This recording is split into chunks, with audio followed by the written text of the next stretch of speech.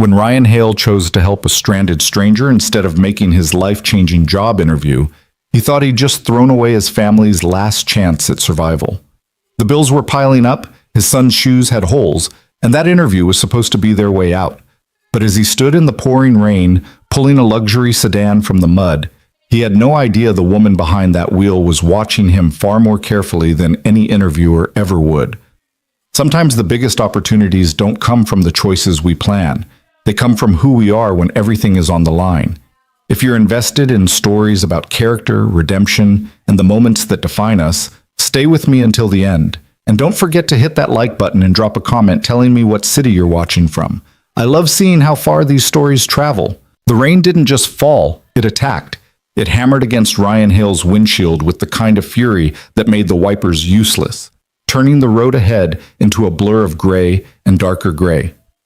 The old pickup's defroster wheezed pathetically, fogging the glass faster than Ryan could wipe it clear with his sleeve. His hands gripped the steering wheel so tight his knuckles had gone white, and somewhere in the back of his mind, a voice kept repeating the same desperate mantra, "Don't be late, don't be late, don't be late." The clock on the dashboard read 2:47 p.m. The interview was at 3 Oaks. Crossline Systems headquarters was still 8 minutes away, 7 if he pushed it, which he was absolutely going to do. Ryan pressed harder on the accelerator, feeling the truck shudder beneath him like it was held together by prayers and rust, which, frankly, wasn't far from the truth. His phone buzzed in the cup holder, and Ryan didn't need to look to know what it was. Another reminder. Interview with Crossline Systems, 3:00 p.m. 1247 Commerce Drive. As if he could forget, as if he'd thought about anything else for the past 72 hours. This wasn't just an interview. This was the interview. The one that could change everything. The one that could finally pull him and Jake out of the hole they'd been living in since Sarah died. Ryan's jaw tightened at the thought of his son. 8 years old and already too familiar with the phrase, "We can't afford that." Too used to wearing shoes until they literally fell apart. Too accustomed to the look on his father's face when the bills came in and the bank account stayed empty. The logistics coordinator position at Crossline Systems paid $85,000 a year. $85,000.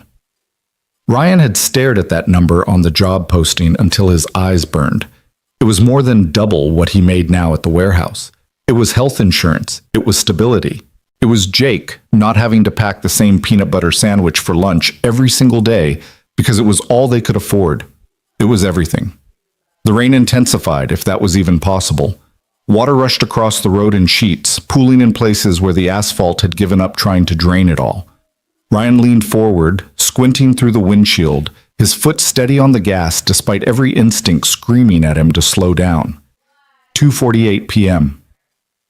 "Come on," he muttered to the truck, to the rain, to the universe that seemed determined to make everything harder than it needed to be.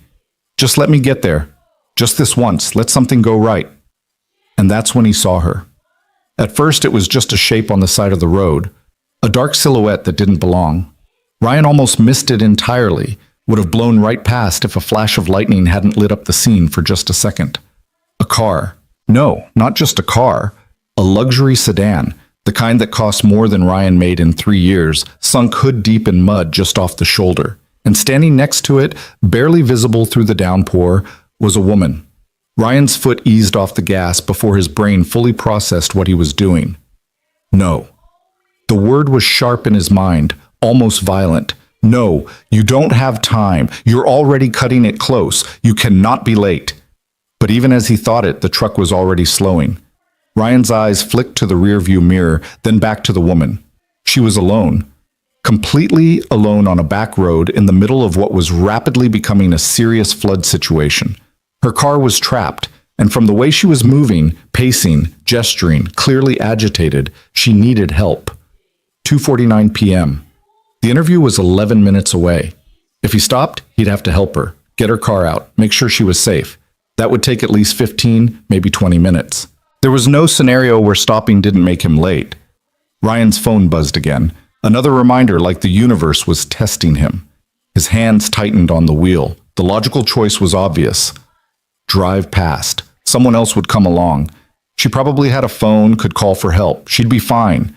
This interview was too important. Jake was too important. The woman stumbled in the mud, nearly fell, caught herself against the car. Damn it, Ryan breathed.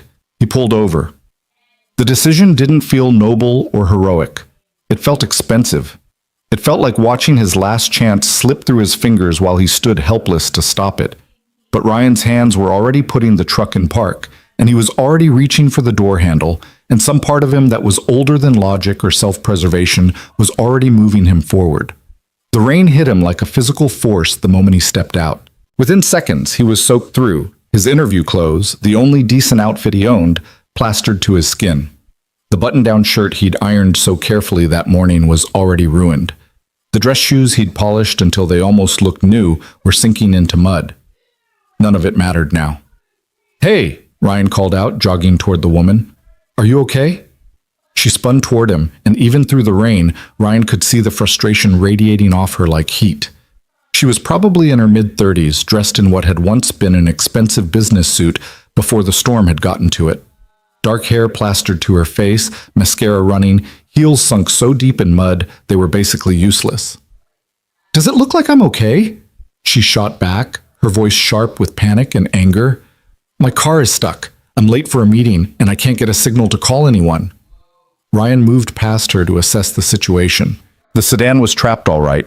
Both front tires sunk deep into soft mud where the shoulder gave way to what was usually a drainage ditch, but was now more like a small river. The rear tires were barely touching solid ground. It was bad, but Ryan had dealt with worse. "How long have you been here?" he asked, already mentally cataloging what he'd need from his truck. 20 minutes. I tried to reverse out, but the tires just kept spinning. I've ruined a $2,000 suit, destroyed my shoes, and... She stopped abruptly, seeming to really see Ryan for the first time. Her eyes moved from his face to his soaked interview clothes to the battered pickup idling behind him. "Who are you?" "Someone who's probably making a huge mistake," Ryan muttered, but not loud enough for her to hear. Louder, he said, "Ryan Hale, I've got a winch on my truck. I can pull you out." "You can?" The relief in her voice was immediate and profound. "Oh, thank God. Yes, please. How much?" Ryan was already heading back to his truck. "How much what?" "How much do you charge?" "For the tow?" He paused with his hand on the truck bed, looked back at her. "I'm not a tow truck, and I don't charge people for helping." Something flickered across her face. Surprise, maybe, or confusion, like the concept of free assistance was foreign to her. "Well, I'll pay you anyway, obviously. Just please, get me out of here." Ryan didn't respond. He was too busy pulling out the tow strap and chain from the truck bed, muscle memory taking over. He'd done this dozens of times growing up, pulling friends out of ditches, helping neighbors stuck in snow or mud. The equipment was old but solid, well-maintained despite everything else in his life falling apart. 2:52 p.m. The time mocked him from his phone screen. He was going to be late. There was no way around it now. He'd made his choice the moment he pulled over, and there was no taking it back. Ryan secured the strap to his truck's rear hitch, then waded through ankle-deep mud to attach the other end to the sedan's front tow hook. The woman, he still didn't know her name, watched from a slightly drier patch of ground, her arms wrapped around herself against the cold rain. "What were you doing out here anyway?" Ryan called over the storm as he worked, checking the connections twice to make sure they'd hold. "This road doesn't exactly go anywhere important." "Shortcut," she said, and something in her tone made it sound like she was angry at herself. "My GPS said it would save 10 minutes. Clearly that was optimistic." Ryan almost laughed. Here they both were, destroyed by the desperate mathematics of saved time. He'd taken this back road for the same reason, to shave a few minutes off his route to cross-line systems. Now they were both paying the price. "Okay," he said, trudging back toward his truck, mud sucking at his ruined shoes with every step. "I'm going to pull forward slowly. If the strap breaks, get clear fast. These things can snap back like a whip if the tension releases wrong." She nodded, seeming to take the warning seriously, and moved to what passed for safety. Ryan climbed back into his truck, water dripping from every part of him, and put it in low gear. He eased forward, feeling the strap tighten, watching in his side mirror as the line went taut. The truck's engine growled, the tires fought for purchase on the slick road. For a long moment, nothing happened. The sedan stayed locked in the mud's grip, and Ryan's truck shuddered with effort. He pressed the accelerator a fraction more, and his own tires started to slip. "Come on," he whispered, the same prayer he'd been saying all day, for different reasons now. "Come on." And then, movement. Subtle at first, then more pronounced. The sedan's front end lifted slightly, tires pulling free of the mud suction with an obscene sucking sound. Ryan kept the pressure steady, not too fast or he'd risk losing traction himself, and inch by inch, foot by foot, he dragged the luxury car back onto solid road. When it was clear, Ryan stopped, put the truck in park, and let out a breath he didn't know he'd been holding. Through the rearview mirror, he could see the woman staring at her freed car like she couldn't quite believe it was real. 2:57 p.m. Ryan's stomach dropped. 3 minutes. He had 3 minutes to detach the strap, get back in his truck, and somehow make it to Crossline Systems. It was physically impossible. Even if he abandoned the woman right now, even if he drove like a maniac, he'd be at least 10 minutes late. The interview was gone. The realization hit him with surprising force, even though he'd known it was coming from the moment he pulled over. He'd traded $85,000 a year, health insurance, stability, and Jake's future for this, pulling a stranger's car out of the mud in the middle of a rainstorm. Ryan climbed out of the truck, his movements mechanical now, and disconnected the tow strap. The woman approached as he was coiling it back up, moving carefully in her destroyed heels. "I don't know how to thank you," she said, and she actually sounded genuine now, the earlier panic replaced by something softer. "Seriously, you're a lifesaver. Let me at least give you something for your time." She was reaching for her purse, which she'd apparently retrieved from her car, but Ryan held up a hand. "I don't want your money, but your clothes were already done for before I stopped." He managed something that might have been a smile, though it felt hollow. "Glad I could help. Drive safe." He turned to leave, but her voice stopped him. "Wait. At least tell me why.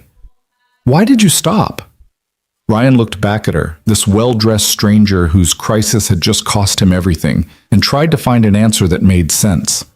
The truth was, he didn't entirely know. Instinct? Stupid nobility? The same thing that made him pack Jake's lunch every morning, even when there wasn't quite enough for both of them? "Because you needed help," he said finally, "and I could give it." She studied him for a long moment, rain streaming down both their faces, and Ryan could see her mind working behind her eyes, processing, evaluating, filing away information. "What's your name again?" she asked. "Ryan Hale." "Where were you headed, Ryan Hale, when you stopped?" He almost didn't answer. What was the point? But something about the way she asked, with genuine curiosity rather than polite small talk, made him tell the truth. "Job interview at Crossline Systems." He glanced at his phone. 3:01 p.m. "Which I'm now officially late for." Her expression shifted. Surprise, then something else Ryan couldn't quite read. "You stopped to help me even though—" "Yeah." He cut her off, suddenly tired, suddenly feeling every bit of the mistake he'd just made. "I did. So if we're done here, I need to go see if there's any chance of salvaging this." He didn't wait for her response. Ryan climbed back into his truck, tossed the tow strap in the passenger seat, and pulled back onto the road. In his rearview mirror, he watched the woman standing in the rain, watching him drive away. Then he focused forward, gripped the wheel, and drove. The rain was letting up by the time Ryan pulled into the parking lot of Crossline Systems headquarters. Not that it mattered. He was 16 minutes late, looked like he'd swum there, and smelled like wet dog and mud. His interview clothes were destroyed, caked with mud up to the knees, the shirt wrinkled and stained. His hair was plastered to his head, and when he caught sight of himself in the rearview mirror, he looked exactly like what he was, a desperate man who just made an incredibly stupid choice. But he'd come this far. He had to at least try. The Crossline Systems building was impressive, all glass and steel, the kind of corporate monument that screamed success and money. Ryan's muddy shoes left tracks across the pristine lobby floor as he approached the reception desk, where a young woman in a perfect blazer looked up at him with barely concealed horror. "I'm here for an interview," Ryan said, trying for dignity and probably achieving something closer to pathetic. "Ryan Hale. I was supposed to meet with—" Mr. Hale. The receptionist's voice was professionally neutral, but her eyes told a different story. You were scheduled for 3 o'clock. I know, I'm sorry. There was an emergency, someone needed help, and they've moved on. The words were gentle but final, like a door closing. The position requires punctuality and reliability. When you didn't arrive on time and didn't call, the interview panel assumed you were no longer interested. I tried to call, Ryan said, hearing the desperation creeping into his voice and hating himself for it. I couldn't get a signal in the storm. Please. Is there any chance they could see me now? I know I'm late, but I'm sorry, Mr. Hale. The decision has been made. Just like that. 16 minutes late and the door was closed. Not just closed, locked, barred, sealed shut. Ryan stood there in his ruined clothes, dripping on their expensive floor, and felt the weight of what he'd just lost crushing down on him. Right, he managed. Thanks anyway. He turned and walked back toward the exit, each step feeling heavier than the last. Behind him, he heard the receptionist pick up her phone, probably calling maintenance to clean up the mess he'd made. It felt like a metaphor for his entire life, leaving destruction in his wake while trying desperately to hold things together. Outside, the rain had stopped completely, leaving everything wet and gleaming under a sky that was starting to clear. Ryan stood on the sidewalk, watching people in expensive suits walk past him like he was invisible, and tried to calculate exactly how bad this was. His phone buzzed, a text from his landlord. Rent was due yesterday. Need payment by end of week or we need to talk. Another buzz. The electric company. Your account is past due. Service interruption scheduled for... Ryan closed his eyes and counted to 10, then 20, then gave up on counting and just breathed.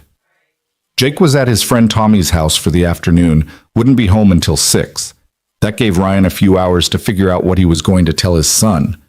How did you explain to an 8-year-old that his father had just flushed their future down the drain to help a stranger? Because you needed help, and I could give it. His own words echoed in his head, and they sounded idiotic now. Noble intentions didn't pay rent, character didn't keep the lights on. He'd made a choice, and it had cost them everything, and there was no taking it back. Ryan was pulling his keys from his pocket, preparing to walk back to his truck and drive home to face whatever came next, when he heard it. The sound of a car pulling up behind him. Not just any car, the smooth, expensive purr of a vehicle that costs more than most people's houses. Ryan turned and his stomach dropped. It was a black SUV, sleek and pristine, with windows tinted so dark he couldn't see inside.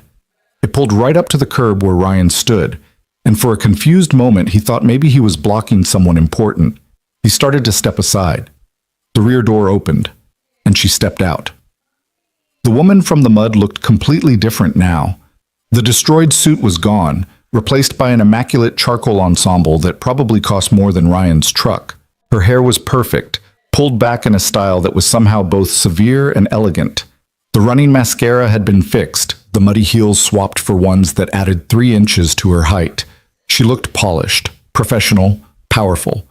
She looked, Ryan realized with slowly dawning horror, like someone who belonged in a building like Crossline Systems. Ryan Hale, she said, and her voice was different too, calmer, more controlled, with an edge of command that hadn't been there in the rain.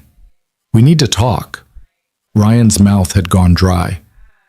How did you know you'd be here? A slight smile touched her lips. Because this is where I work. This is my building. She held out her hand, professional and formal, and when she spoke again, her voice carried the weight of someone used to changing lives with a single sentence. Evelyn Cross, CEO of Crossline Systems. And you, Mr. Hale, just passed an interview you didn't even know you were taking. The world tilted.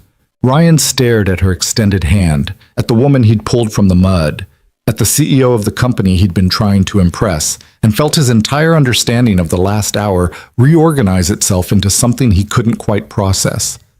I don't understand, he managed. No, Evelyn agreed, still holding out her hand. But you will. Right now, I need you to come with me. We have a situation, and I believe you're exactly the person who can help with it. A situation. A crisis, actually. Our entire logistics system is failing as we speak. We're about to lose millions in contracts, and every expert we have is telling me it can't be fixed in time.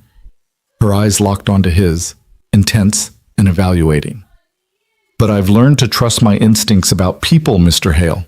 And my instincts say you're someone who solves problems, even when it costs you everything. Ryan's head was spinning. Mrs. Cross, I appreciate whatever you're trying to do, but I'm not a systems expert. I work in a warehouse. I move boxes and drive forklifts. And yet you looked at a car stuck in mud and immediately knew how to extract it. You assessed the problem, calculated the risk, and executed the solution. That's not forklift driving, Mr. Hale. That's problem solving under pressure. She lowered her hand, seeming to realize he wasn't going to shake it yet. I was in that car for 20 minutes before you came along. In that time, 3 other vehicles passed me. 3 people saw someone in trouble and kept driving. Do you know why you're different? I really don't. Because you made a choice that hurt you to help someone else. No hesitation, no expectation of reward, just action when it was needed. Evelyn's expression softened slightly. I've interviewed 200 candidates for positions in this company over the past 5 years.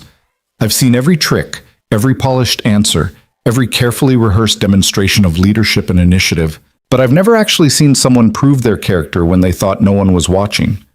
Ryan felt like he was having a conversation in a language he didn't quite speak. So this was what? A test? No, it was luck. Terrible luck for me, extraordinary luck for both of us in retrospect. She gestured toward the building. I really was stuck. I really was going to be late for a critical meeting, and you really did sacrifice something important to help. I'm simply suggesting that maybe that sacrifice doesn't have to be for nothing. Everything in Ryan wanted to believe this was real, but he'd had too many hopes crushed to trust easy promises. You're offering me the logistics coordinator position?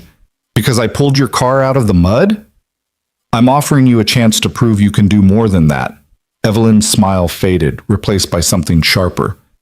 The coordinator position is already filled. We hired someone this morning. But right now I have a much bigger problem, and I need someone who can think clearly under impossible circumstances. Come inside, look at the situation. If you can fix it, we'll talk about what comes next. If you can't, she shrugged. You're no worse off than you are standing here on this sidewalk. Ryan looked at the building, at Evelyn Cross standing before him like an impossible opportunity wrapped in designer clothing, at his truck parked in the lot with its rusted fender and failing transmission. He thought about Jake, about the bills, about the choice he'd made in the rain and the price he'd paid for it. He thought about the fact that he had absolutely nothing left to lose. Okay, Ryan said. Show me what you've got. Evelyn's smile returned, and this time it reached her eyes. Follow me, Mr. Hale. Let's see what you're really made of. She turned and walked toward the entrance, moving with the confidence of someone who owned every space she occupied. Ryan followed, his muddy shoes squeaking against the polished floor, his ruined clothes leaving water droplets in his wake. People stared as they passed. At Evelyn Cross, CEO of Crossline Systems, and the soggy, mud-covered man walking beside her like he belonged there. And somewhere in the back of Ryan's mind, beneath the disbelief and confusion and tentative hope, a small voice whispered that maybe, just maybe, the rain hadn't washed away his future after all. Maybe it had revealed it. The elevator ride to the 7th floor felt surreal. Ryan stood beside Evelyn Cross in a space that smelled like leather and expensive cologne, acutely aware of the mud still caking his shoes and the way his wet clothes were probably leaving stains on the pristine elevator floor. Evelyn seemed entirely unbothered by his appearance, her attention fixed on her phone as her thumbs moved across the screen with practiced efficiency. Status update? She said into the phone, pressing it to her ear with one fluid motion. Ryan couldn't hear the response, but he watched Evelyn's jaw tighten almost imperceptibly. No, that's not acceptable. I'll be there in 30 seconds. She ended the call and glanced at Ryan. Fair warning, you're about to walk into a room full of very smart, very stressed people who are going to wonder why I brought someone who looks like he just crawled out of a river to help solve their crisis. Should I be concerned? Only if you care what they think. The elevator doors slid open with a soft chime. I don't hire people based on consensus, Mr. Hale. I hire them based on capability. She stepped out into a corridor that screamed executive territory, More glass, more steel, more of everything that separated people like Evelyn Cross from people like Ryan. But there was an energy in the air that had nothing to do with aesthetics. Even from the hallway, Ryan could hear raised voices, the sharp percussion of fingers on keyboards, the barely controlled chaos of smart people confronting a problem they couldn't solve. Evelyn pushed through a set of double doors into what Ryan assumed was some kind of command center. The room was massive, dominated by a conference table that could seat 20 and walls covered in monitors displaying data streams, graphs, maps with flashing indicators, and columns of numbers that changed faster than Ryan could process. A dozen people in business attire clustered around laptops and tablets, their faces illuminated by screen glow and stress. Every head turned when Evelyn entered. The voices didn't exactly stop, but they lowered to a more respectful volume, like students when a principal walks into a chaotic classroom. "Report," Evelyn said, moving directly to the head of the table. A man in his 50s with silver hair and wire-rimmed glasses stepped forward. He had the bearing of someone important, someone used to being the smartest person in any given room, and right now he looked like that intelligence was failing him. "It's worse than we thought," he said, his voice tight. "The logistics algorithm isn't just experiencing delays. It's creating cascade failures across our entire distribution network.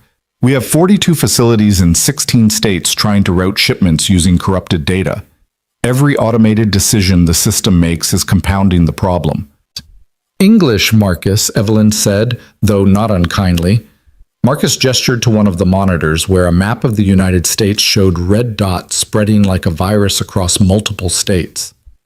"We have trucks going to wrong destinations, inventory counts that don't match reality, shipments that are being routed in circles because the system can't calculate efficient paths anymore. We're 12 hours away from missing contractual delivery deadlines that will trigger penalty clauses worth approximately $7 million. And that's just the financial hit. The reputation damage could cost us 10 times that in future contracts." A woman with sharp features and sharper eyes spoke up from across the table. "We've had the best systems analysts working on it since 4 this morning. The consensus is that we need to take the entire network offline, manually verify every shipment currently in transit, and rebuild the routing from scratch. That's a minimum 48-hour process, which means we miss every deadline and trigger every penalty," another voice added from somewhere Ryan couldn't see. "We're essentially choosing between a guaranteed disaster and a slightly less guaranteed disaster." Evelyn's expression remained neutral, but Ryan could see the calculations happening behind her eyes. This wasn't just a technical problem. It was a company-threatening crisis. And based on the defeated energy in the room, these very smart, very expensive people had already concluded it was unsolvable in the time they had. "Show me the core issue," Evelyn said. Marcus pulled up a new screen, this one showing lines of code and data structures that meant nothing to Ryan. But he listened as Marcus explained in increasingly technical terms about algorithm corruption, database inconsistencies, and integration failures between legacy systems and new infrastructure. The other executives chimed in with their own analyses, each one more pessimistic than the last. Ryan stood near the door, forgotten for the moment, and watched. Not just the screens or the data, but the people. The way they talked about the problem revealed as much as the problem itself.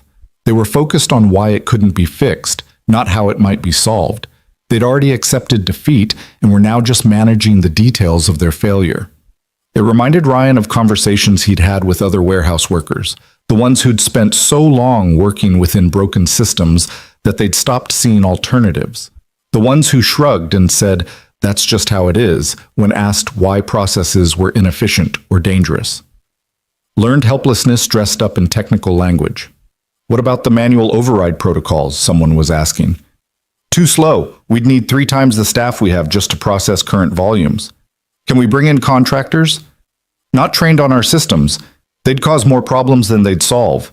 "But what if we prioritize the highest value contracts and let the smaller ones fail?" "That's essentially triage. We're still looking at millions in losses and broken relationships with mid-tier clients." Evelyn listened to all of it, her face unreadable. Then her eyes found Ryan across the room, and something in her expression shifted. A challenge, maybe. Or a question. Ryan cleared his throat. The room fell silent. A dozen pairs of eyes turned toward him, this muddy stranger who had no business being in their crisis war room. The looks ranged from curious to annoyed to openly hostile. Marcus's expression suggested he thought Evelyn had lost her mind bringing an outsider into this situation. "I'm sorry," Marcus said, his tone polite but edged with steel. "Who exactly are you?" "Ryan Hale," Ryan said, his voice steadier than he felt. "And I think you're all looking at this wrong." The temperature in the room dropped about 10 degrees. A woman near the back actually laughed, though it was more disbelief than humor. "Excuse me?" Marcus said. Ryan looked at Evelyn, half expecting her to tell him to be quiet, to let the professionals handle it, but she just raised an eyebrow, a subtle invitation to continue, or maybe permission to hang himself. "You're treating this like a systems problem," Ryan said, moving closer to the table, to the screens showing all that data. "But it's not. It's a priorities problem." "I don't think you understand the complexity of them," someone started, but Evelyn held up a hand. "Let him finish." Ryan pointed at the map with all the red dots. "You've got trucks heading to wrong destinations, right? Shipments going in circles. But they're still moving. The trucks are still running. The drivers still know how to drive. The facilities still exist. The infrastructure isn't broken. The brain telling the infrastructure what to do is broken." "That's literally what we've been saying," the sharp-eyed woman said, her tone suggesting she thought Ryan was an idiot. "Right. So stop using the broken brain." Ryan looked around the room at all these intelligent faces staring at him like he'd suggested they solve the problem with magic. "You're waiting for the algorithm to be fixed so it can tell your trucks where to go. But you don't need the algorithm. You need someone who understands logistics to tell the trucks where to go." "Manual routing?" Marcus shook his head. "As we already explained, that's impossible at this scale. We have hundreds of shipments, thousands of delivery points, multiple priority tiers." "I heard you," Ryan interrupted, which earned him several sharp looks. "You said you can't do it with your current staff in the time you have. But that's because you're thinking about routing every single shipment perfectly. You don't need perfect, you just need good enough to meet your critical deadlines." He moved to the screen showing the cascade of failures. "Look at this. You've got shipments that are already close to their destinations, but the corrupted system is rerouting them away. You've got trucks sitting idle in facilities because the algorithm can't decide where to send them next. You've got drivers waiting for instructions that aren't coming. That's not a system problem, that's a communication problem." "Simplify it," Evelyn said, her voice cutting through the murmurs starting to ripple around the room. Ryan took a breath. This was the moment where he either proved he belonged in this room or confirmed he was an idiot who should have stayed in his truck. "Forget the algorithm exists. Pull up your highest priority contracts, the ones with the biggest penalties if you miss deadlines. Map where those shipments are right now versus where they need to be. Then manually route them using the shortest direct paths, even if it's not efficient. Forget optimization. Just get those specific trucks to those specific destinations." "That's caveman logistics," someone muttered. "It's also fast," Ryan countered. "And while your critical shipments are being handled manually, you buy time to fix the algorithm for everything else. You don't solve the whole problem at once. You prioritize survival, then optimization." The room was quiet for a moment, processing. Ryan could see the wheels turning, people running calculations, testing his logic for holes. "It's an interesting theory," Marcus said carefully, "but the execution would be, let me see your current routing data," Ryan said, surprising himself with the demand. "Not the algorithm, the actual locations of your trucks right now, and the destinations for your top-tier contracts." Marcus looked at Evelyn, clearly unsure whether to humor this. Evelyn nodded once, and Marcus pulled up a new display. It showed a list of shipments, their current locations, their intended destinations, and their deadline windows. There were 20 items on the list, each one marked as critical priority. Ryan studied the screen, his mind automatically sorting the information into patterns. This was what he did all day at the warehouse, just on a smaller scale, figuring out how to move things from point A to point B with limited resources and tight timeframes. The principles were the same whether you were routing trucks across 16 states or organizing pallets in a loading bay. "Okay," he said, pointing to the third item on the list. This shipment is currently in Columbus, Ohio, needs to be in Pittsburgh by tomorrow morning. The algorithm is trying to route it through Cleveland first because that's supposedly more efficient. But Cleveland is the opposite direction. Just send it directly to Pittsburgh. It's a 4-hour drive. Problem solved. The algorithm routes through Cleveland to pick up additional cargo for consolidation, someone started. Forget consolidation. This is triage, remember? Ryan moved to the next item. This one's in Phoenix, needs to be in Las Vegas by midnight tonight. It's sitting in a facility waiting for routing instructions that aren't coming because the system is hung up on calculating the optimal path. Send it now on the most direct route.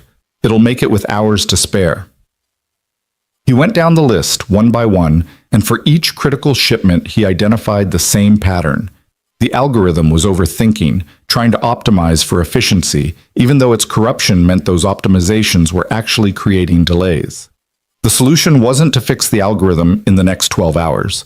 The solution was to bypass it entirely for the shipments that mattered most, and use simple, direct routing based on nothing more complicated than basic geography and time management. By the time Ryan finished, the room had gone from skeptical to thoughtfully silent. Marcus was making notes on his tablet, his expression no longer dismissive. The sharp-eyed woman was running numbers on her laptop, and Ryan could see her grudgingly nodding. "This could work," she said, sounding almost annoyed about it. "For the critical tier, at least. We'd still have significant losses on secondary contracts, but we'd avoid the catastrophic penalty triggers." "How quickly could we implement this?" Evelyn asked. "If we reassign our logistics coordinators from algorithm troubleshooting to manual routing, we could have the critical shipments redirected within the hour," Marcus said, already typing commands into his tablet. "We'd need someone to oversee the manual routing process, make real-time decisions as situations develop." "Mr. Hale will handle that," Evelyn said. Every head snapped toward Ryan, including Ryan's, metaphorically speaking. "I'm sorry, what?" he managed. Evelyn's smile was sharp. "You identified the solution. You understand the logic behind it. It makes sense you'd be the one to implement it."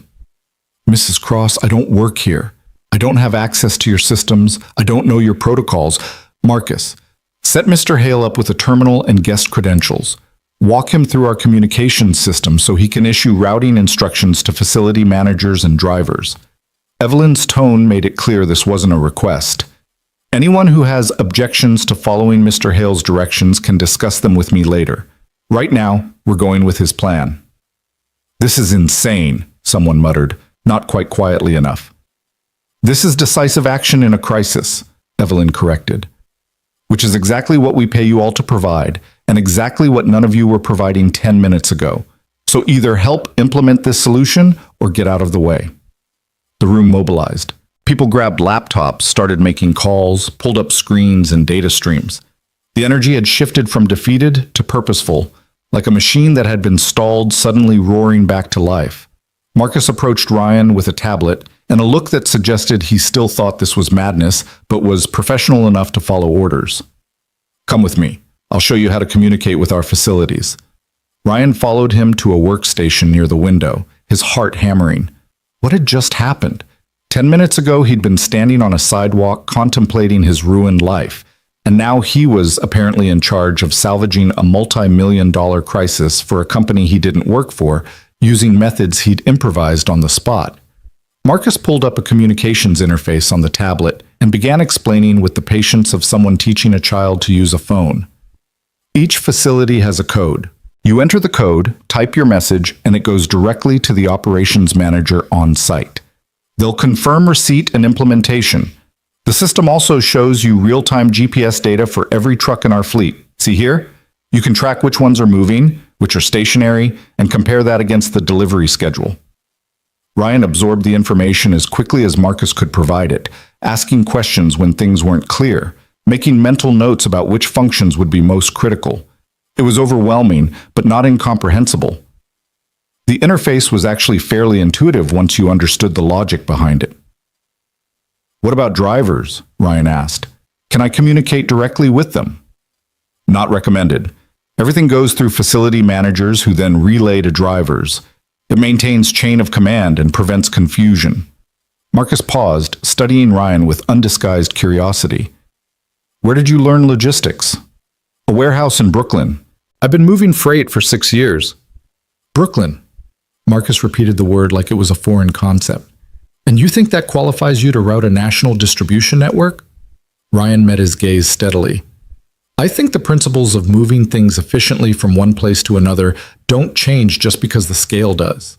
A pallet, or a truck, a warehouse, or a country, you're still solving the same basic problem. That's remarkably reductive. Maybe, but it seems to be working. Marcus didn't have a response to that. He handed Ryan the tablet and stepped back. The critical shipment list is on your primary screen. Good luck, Mr. Hale. You're going to need it. Ryan looked down at the tablet, at the list of 20 critical shipments representing millions of dollars and hundreds of jobs, and felt the weight of what he'd just volunteered for. No, not volunteered, been volunteered for. By a woman who decided based on watching him pull a car out of mud that he could handle corporate crisis management. It should have terrified him. Maybe it did. But beneath the fear was something else. Something Ryan hadn't felt in a long time. Purpose. The sense that what he did in the next few hours actually mattered. He pulled up the first shipment on the list and started typing instructions. The first hour was chaos. Ryan sent routing instructions to facilities across the country, and half of them came back with questions or pushback. Drivers were confused about why they were suddenly receiving different directions than what the algorithm had told them. Facility managers wanted to know who Ryan was and why they should listen to him. And through it all, Ryan had to make split-second decisions about routes, delivery windows, and priorities while a room full of executives watched his every move. But slowly, gradually, the red dots on the map started moving in the right directions. Phoenix shipment is en route to Vegas, someone called out. ETA shows they'll arrive with 2 hours to spare. Columbus to Pittsburgh shipment just past the halfway point, on schedule for early morning delivery. Dallas facility confirms they've rerouted the Austin shipment using the direct path. Should hit the deadline window with 40 minutes to spare. Each small victory felt massive. Ryan barely noticed when Marcus sat down beside him, pulling up additional screens to help track multiple shipments simultaneously. He didn't register when the sharp-eyed woman, whose name turned out to be Patricia, started fielding communications from facilities so Ryan could focus on routing decisions. The room had reorganized itself around his impromptu command center, and what had started as skepticism had shifted into something that looked almost like teamwork. "We've got a problem," Patricia said, 2 hours in. "The Denver shipment hit construction traffic. They're not going to make the deadline unless we can find an alternate route." Ryan pulled up the GPS data, studied the truck's current location and the destination address. "How much time do we have?" 3 hours to cover 120 miles.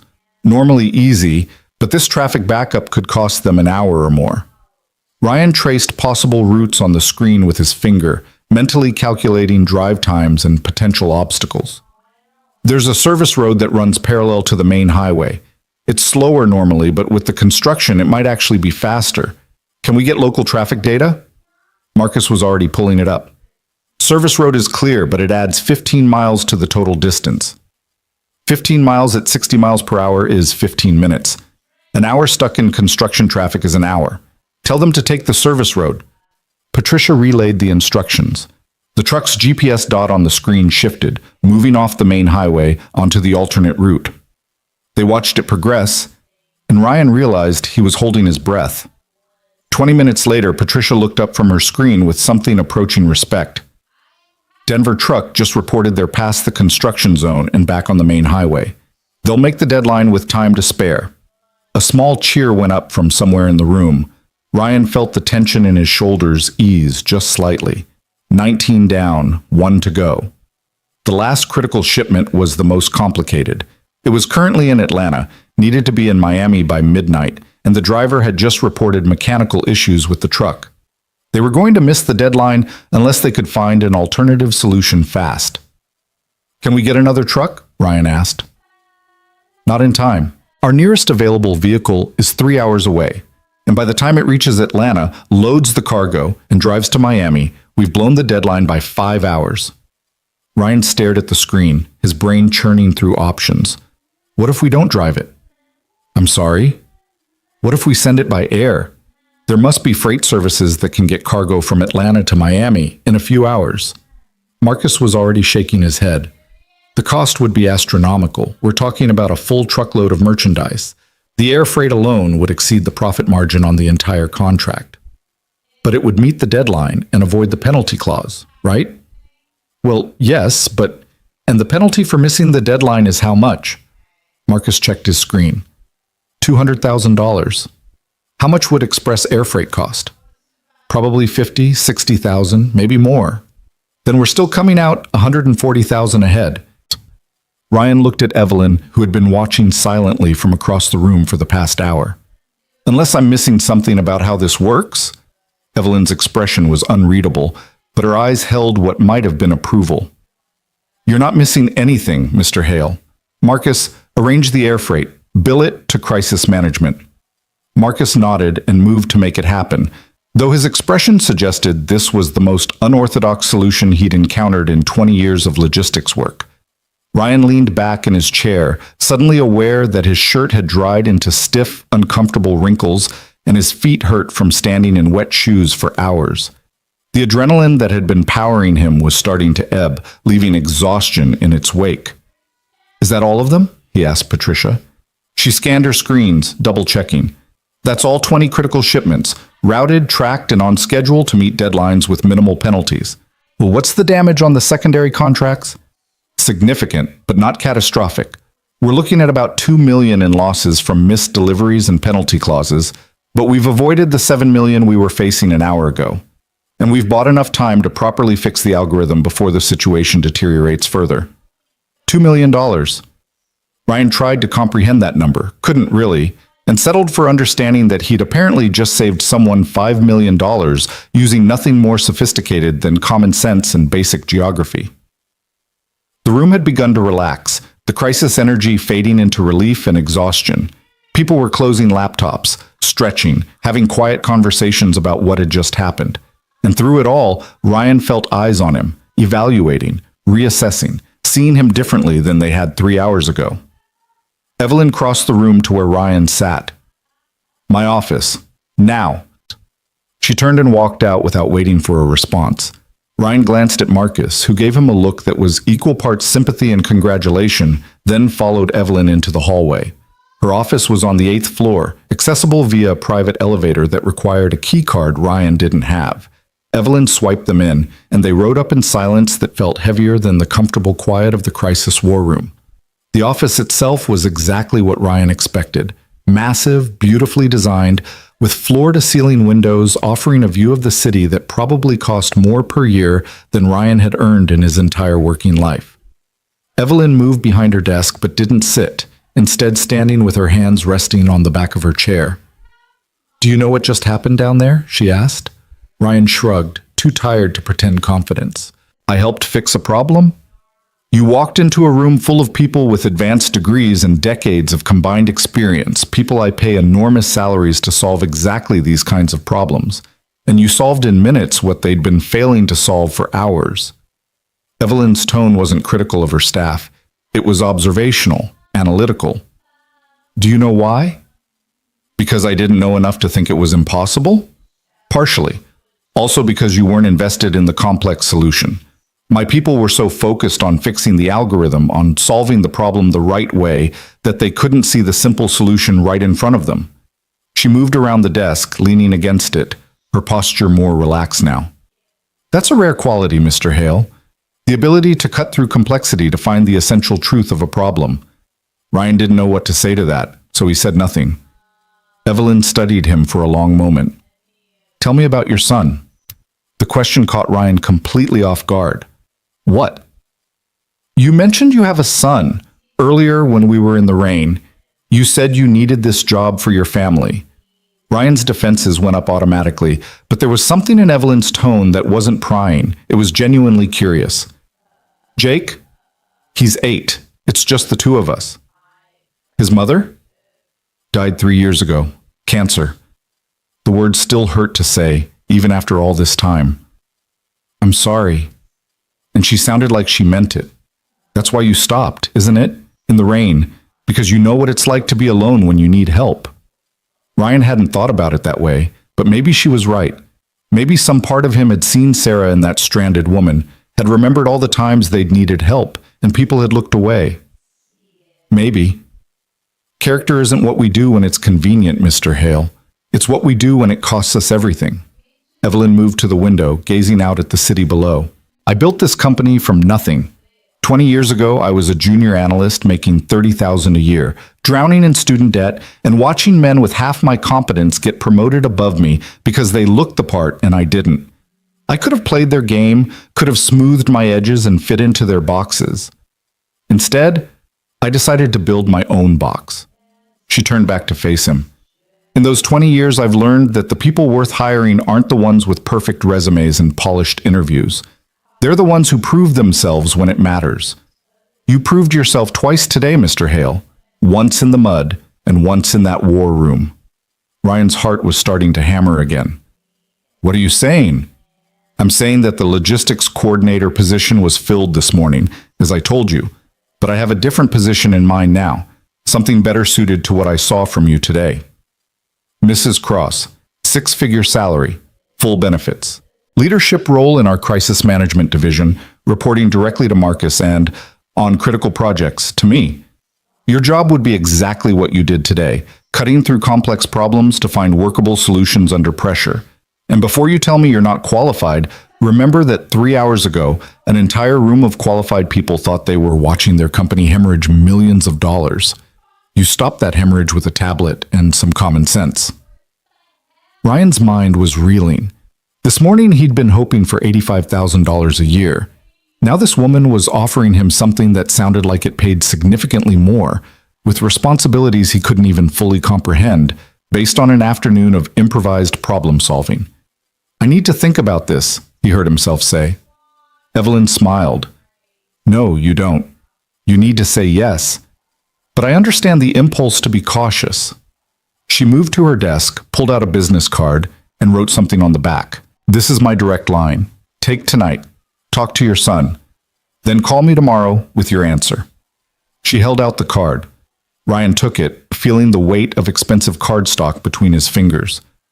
One more thing, Evelyn said as Ryan turned to leave. The choice you made today, in the rain, that wasn't stupid, regardless of how it felt at the time. That was character. And character is the only thing in this world that can't be taught, or faked, or bought. Remember that. Ryan nodded, not trusting his voice, and left her office.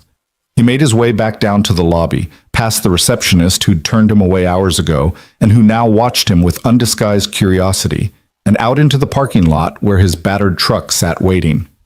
The sun was setting, painting the sky in shades of orange and gold. Ryan climbed into the truck, closed the door, and sat in silence for a long moment. Then he pulled out his phone and called Tommy's mom. Hey, Ryan, she answered warmly. Jake's fine, having a blast. You want to pick him up? Actually, would you mind keeping him for dinner? I'll get him by 8. Something came up. Of course. Everything okay? Ryan looked at the Crossline Systems building, at the card in his hand with Evelyn Cross's direct number, at his mud-stained clothes and ruined shoes. Yeah, he said, and realized he meant it. Everything's okay. He drove home slowly, processing the impossible day, and tried to figure out how he was going to explain to an 8-year-old that sometimes the worst decisions turn into the best opportunities. That sometimes helping people when it hurts leads to places you never imagined you could reach. That sometimes, just sometimes, character was enough. Ryan's apartment had never felt smaller than it did that evening. He sat at the kitchen table, a scratched thrift store find that wobbled unless you put a folded napkin under one leg, and stared at Evelyn Cross's business card like it might suddenly reveal itself to be a hallucination. The expensive cardstock felt foreign between his calloused fingers, too pristine for a place where the refrigerator hummed ominously and the faucet dripped no matter how tight you turned it. 6 figures. Leadership role, crisis management division. The words kept cycling through his mind, refusing to settle into anything that felt real. This morning he'd been one missed rent payment away from eviction. Tonight he was apparently being offered a position that could change everything. The whiplash of it was making him dizzy. Ryan's phone buzzed with a text from Tommy's mom. Jake wants to know if you're picking him up soon. Says he misses you. Ryan checked the time, 7:30. He told her 8, but suddenly he couldn't wait another 30 minutes. He needed to see his son, needed something real and solid to anchor him to earth before he floated away on the surreal impossibility of this day. On my way now, he typed back. The drive to Tommy's house took 15 minutes through evening traffic.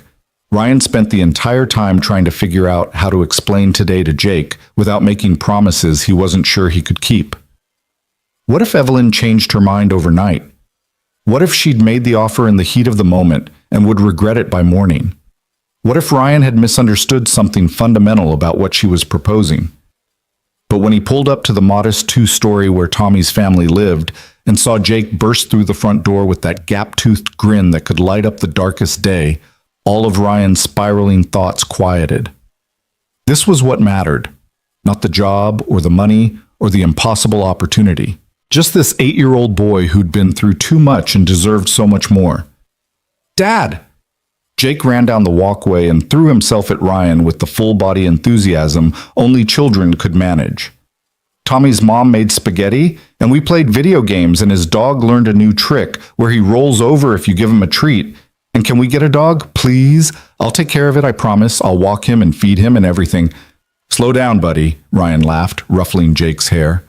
It was getting long again, past due for a cut they couldn't afford. One thing at a time. But can we? Get a dog?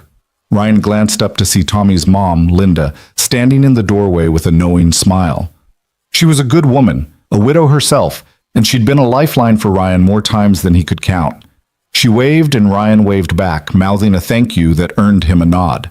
Let's talk about it, Ryan said to Jake, which was the same thing he always said when the answer was probably no, but he couldn't bear to say it outright. Jake's face fell slightly. He was getting old enough to recognize deflection. But he bounced back quickly, launching into a detailed account of his afternoon as they walked to the truck. Ryan listened, made the appropriate responses, and felt the familiar ache of knowing he couldn't give his son everything a kid should have.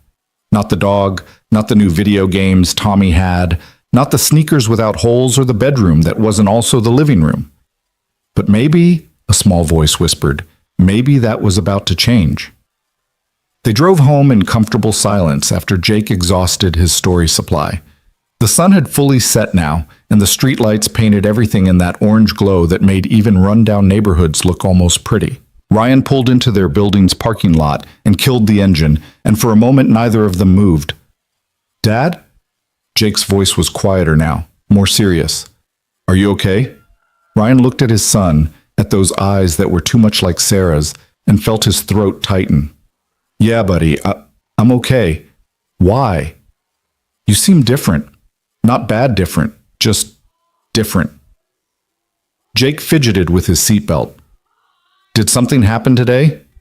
Kids. They saw everything, understood more than adults gave them credit for. Ryan took a breath and made a decision. Something did happen, he said carefully. Something weird and unexpected and maybe really good. Jake's eyes widened. What? Come on, let's go inside and I'll tell you about it. Their apartment was on the 3rd floor of a building that had seen better decades. The elevator was broken more often than it worked, so they took the stairs, Jake bounding ahead with the endless energy of youth, while Ryan followed with legs that suddenly remembered they'd been standing in wet clothes for hours. Inside, the apartment was exactly as they'd left it, small, cluttered with the debris of their life, but clean. Ryan had always insisted on clean, even when everything else was falling apart. Jake dropped his backpack by the door and turned to Ryan with an expectation that was almost painful in its intensity. Okay, tell me. Ryan moved to the kitchen, partly to give his hands something to do, and partly because he needed the familiar ritual of making hot chocolate for Jake. It was one of their things, their end-of-day traditions, and right now Ryan needed the normalcy of it. You know that job interview I had today? He started, pulling out the cocoa powder and milk. The important one. That's why I went to Tommy's house. Right. Well, on the way there, I saw someone who needed help. Ryan measured powder into a mug, his hand steady despite the tremor he felt inside. A woman whose car was stuck in the mud during the storm. Jake climbed onto one of the kitchen chairs, tucking his legs under him. Did you help her? I did. I pulled her car out with the truck. That's good. Jake said it simply, like it was the most obvious thing in the world. Of course his dad would help someone. That's what people did. Yeah, but it made me late for the interview. Ryan poured milk into a pot, turned on the stove. Really late, and when I got there, they told me they'd already moved on to other candidates.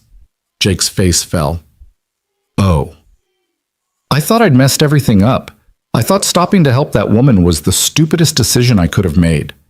The milk started to warm, and Ryan stirred it slowly, watching small bubbles form at the edges. Turns out the woman I helped was the CEO of the company I was interviewing with. Jake's mouth dropped open. No way. Way. And she'd been watching how I handled things, not just pulling her car out, but how I made the choice to help even though it cost me something important. Ryan poured the hot milk over the cocoa powder, stirred until it was smooth. She brought me into the company anyway. They were having this big problem, losing millions of dollars, and she asked me to help figure it out. Did you? I did. Ryan handed Jake the mug, watching his son's face light up at the simple pleasure of hot chocolate. I figured out a way to solve their problem in a few hours when all their experts said it would take days. Because you're smart, Jake said with complete confidence, like this was an established fact. Ryan's chest tightened. Because I looked at it differently than they did. And now, he paused, making sure he had Jake's full attention. Now the CEO wants to offer me a different job. A better one. With more money. A lot more money. Jake went very still, his eyes huge over the rim of his mug. How much more? Enough that we wouldn't have to worry about rent anymore. Enough for new shoes when you need them. Enough that maybe we could talk seriously about that dog. The mug clattered against the table as Jake set it down too fast, hot chocolate sloshing over the side. Really? Dad? Really? Really? If I take the job, why wouldn't you take it? Jake's voice had gone high with excitement and confusion. That's amazing. Ryan pulled out the chair across from Jake and sat down heavily. This was the hard part, the part where he had to be honest about his fears with an 8-year-old who deserved honesty even when it was uncomfortable. Because I'm scared, he admitted. This job, Jake, it's way beyond anything I've ever done. I'd be working with people who went to fancy colleges and have years of experience in things I barely understand. What if I mess it up? What if I can't actually do what they're asking? What if they realize they made a mistake offering it to me? Jake was quiet for a moment, processing. Then he said, with the devastating wisdom of children, "But you already did it, today. You fixed their problem. Once? What if I can't do it again? Then you'll figure it out." Jake said it with such simple certainty. That's what you always do. When Mom got sick, you figured out how to take care of me and work and everything. When the car broke, you figured out how to fix it. When I had trouble with math homework, you figured out how to help even though you said you were never good at math. He picked up his mug again, took a sip. You always figure it out, Dad. That's your thing. Ryan felt something crack open in his chest, some tight knot of fear and doubt loosening just slightly. Out of the mouths of babes, Sarah used to say. She'd loved that phrase, had used it whenever Jake said something unexpectedly profound. And here he was doing it again, cutting through his father's spiraling anxiety with pure, uncomplicated logic. You think I should take it? Ryan asked. I think you're scared because it's big and different, but being scared isn't a reason not to do something. You told me that. When I didn't want to go to school after Mom died because I was scared the other kids would ask about her. Jake's voice wavered slightly at the memory, but he pushed through. You said being brave doesn't mean you're not scared. It means you do the thing anyway. Ryan reached across the table and took his son's hand, squeezed it gently. When did you get so smart? I had a good teacher, Jake said, squeezing back. They finished the hot chocolate in comfortable silence, and then Ryan supervised while Jake got ready for bed. Their nighttime routine was well-worn and familiar, teeth brushed, pajamas on, the battered copy of whatever book they were reading together retrieved from the nightstand. Tonight it was a fantasy novel about dragons and knights that Jake had checked out from the school library so many times the librarian had joked about just giving it to them. Jake climbed into bed and Ryan settled into the chair beside it. But before he could open the book, Jake spoke up. Dad, can I ask you something? Always. If you take this job and we have more money, will things be different? Like, will you be different? The question hit Ryan harder than he expected. What do you mean? Jake picked at a loose thread on his blanket. Tommy's dad used to be really fun. Then he got a big promotion at work, and he was never home anymore. And when he was home, he was always tired and grumpy. Tommy says it's like having a different dad. Ryan closed the book and set it aside. This conversation was more important than dragons and knights. Jake, look at me. Jake did, his eyes worried in a way that made him look older than 8. Money might change some things, Ryan said carefully. We might be able to afford a better apartment, or new clothes, or maybe a dog. But it won't change who I am. It won't change that you're the most important thing in my world. Nothing is more important than that. Not money, not jobs, not anything. Promise? I promise. If this job ever starts making me forget what matters, you have permission to remind me. Deal? Jake's worried expression eased into a small smile. Deal. Ryan opened the book and read 3 chapters before Jake's breathing deepened into sleep. He sat there for a while longer, watching his son's peaceful face, and thought about all the promises he'd made over the years. To Sarah, that he'd take care of their son no matter what. To Jake, that they'd be okay even when okay seemed impossible. To himself, that he wouldn't let fear stop him from giving Jake the life he deserved. Tomorrow he'd call Evelyn Cross and accept her offer. Tonight, he'd sit here in this cramped apartment with his sleeping son and let himself believe that maybe, just maybe, everything was about to get better. Ryan woke the next morning to pale sunlight streaming through the thin curtains and the smell of something burning. He bolted upright, his brain immediately cataloging disaster scenarios, and stumbled into the kitchen to find Jake standing on a chair in front of the stove, wielding a spatula like a weapon against a pan of what might have once been eggs. I was trying to make breakfast, Jake said sheepishly. Like you do. But the eggs got stuck and then they got black and I don't think they're good anymore. Ryan couldn't help but laugh, even as he quickly turned off the stove and assessed the damage. The eggs were definitely beyond saving, and there was a suspicious smell suggesting the smoke alarm had been mercifully patient. But Jake's face was so earnest, so proud of his attempted contribution, that Ryan could only ruffle his hair and pull him into a hug. Nice try, buddy. How about we order breakfast instead? My treat. You never say my treat, Jake pointed out.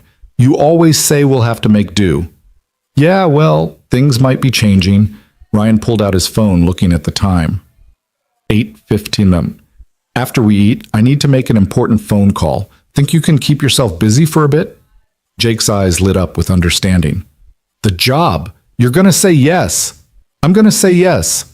They ordered breakfast from the diner down the street, pancakes and bacon, the kind of meal they usually reserve for birthdays or special occasions. While they waited for delivery, Ryan showered and changed into clean clothes that weren't caked with yesterday's mud. He caught sight of himself in the bathroom mirror and paused.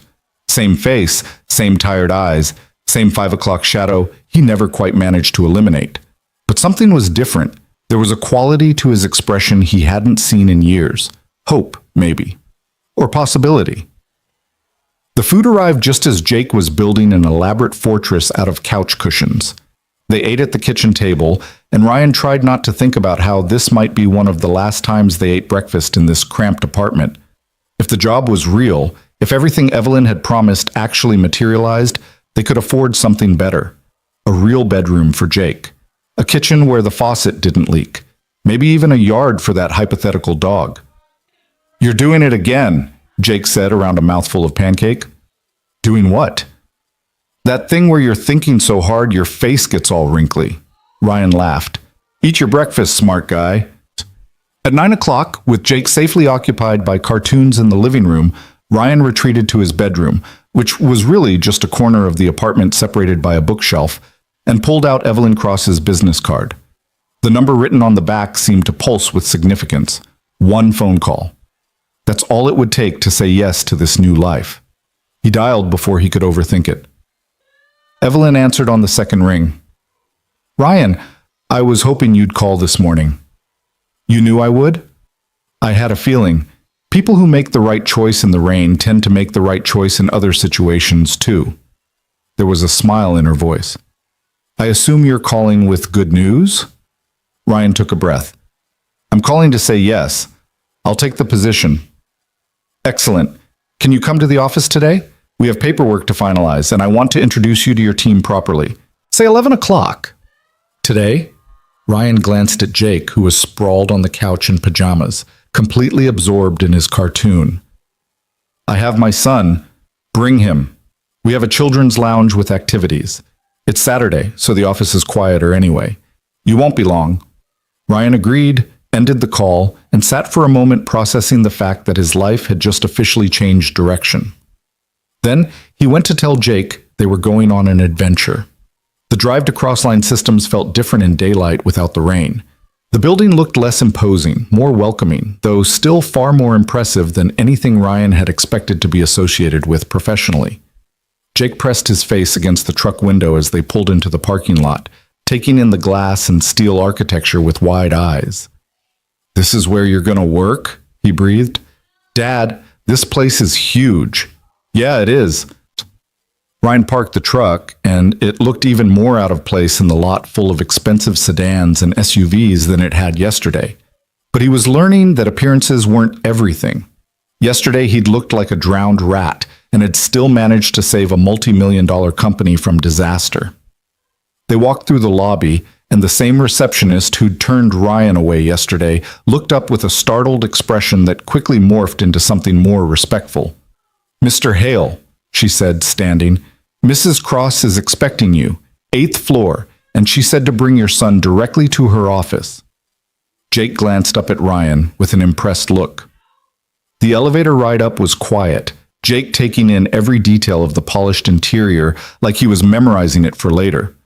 When the doors opened on the 8th floor, Evelyn was waiting. She'd dressed down for Saturday, or what passed for dress down when you were a CEO, which meant expensive jeans and a cashmere sweater that probably cost more than Ryan's rent. But her smile was genuine when she saw them. You must be Jake, she said, crouching slightly to meet his eyes. I'm Evelyn. Your dad helped my company solve a very big problem yesterday. Jake straightened up, clearly trying to look mature.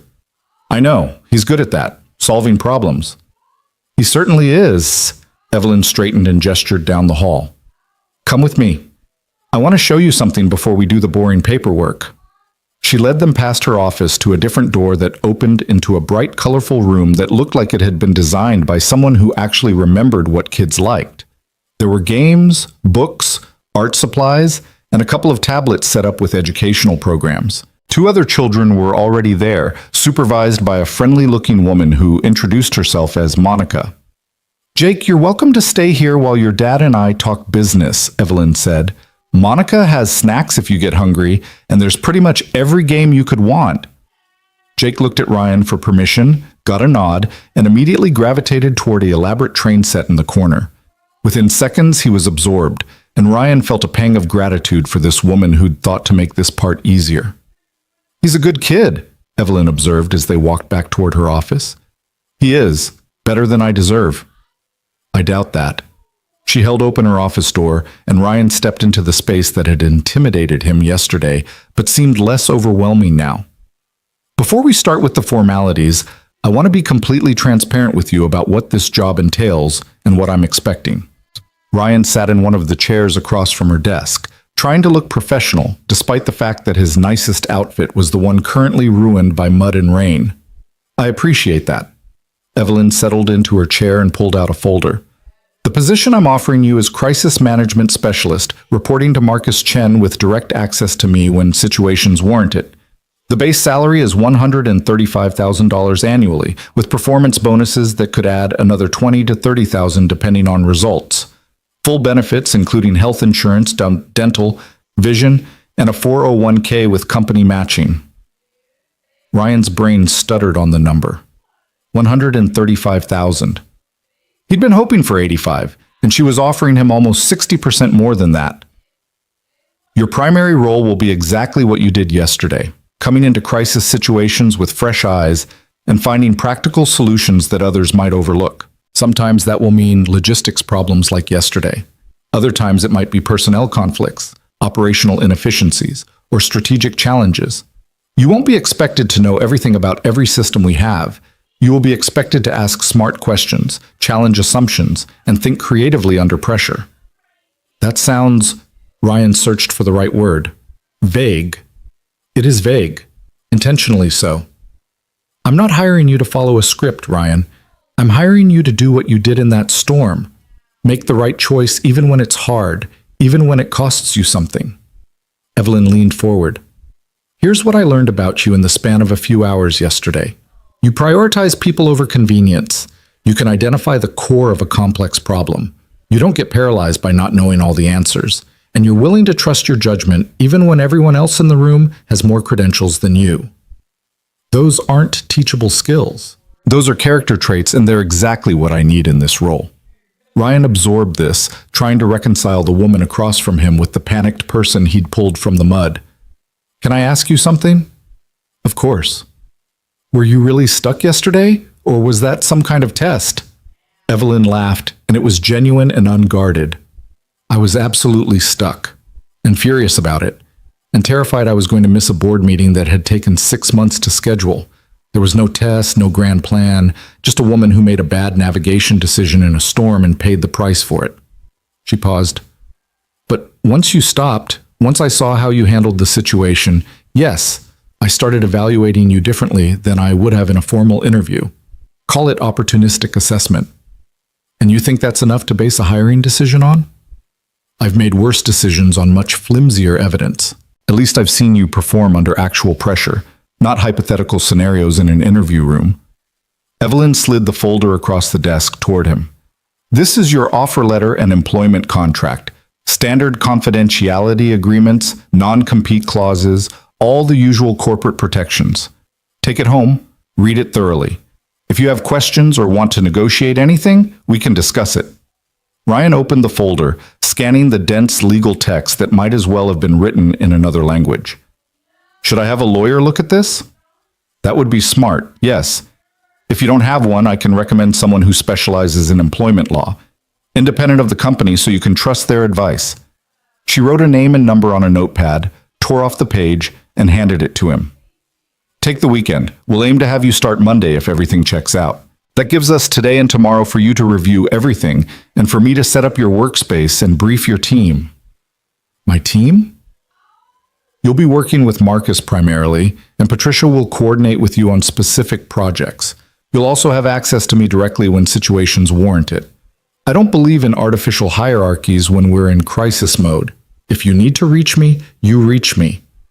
Ryan looked at the folder in his hands, at the offer letter with that impossible salary written in black and white, and felt the full weight of what he was agreeing to.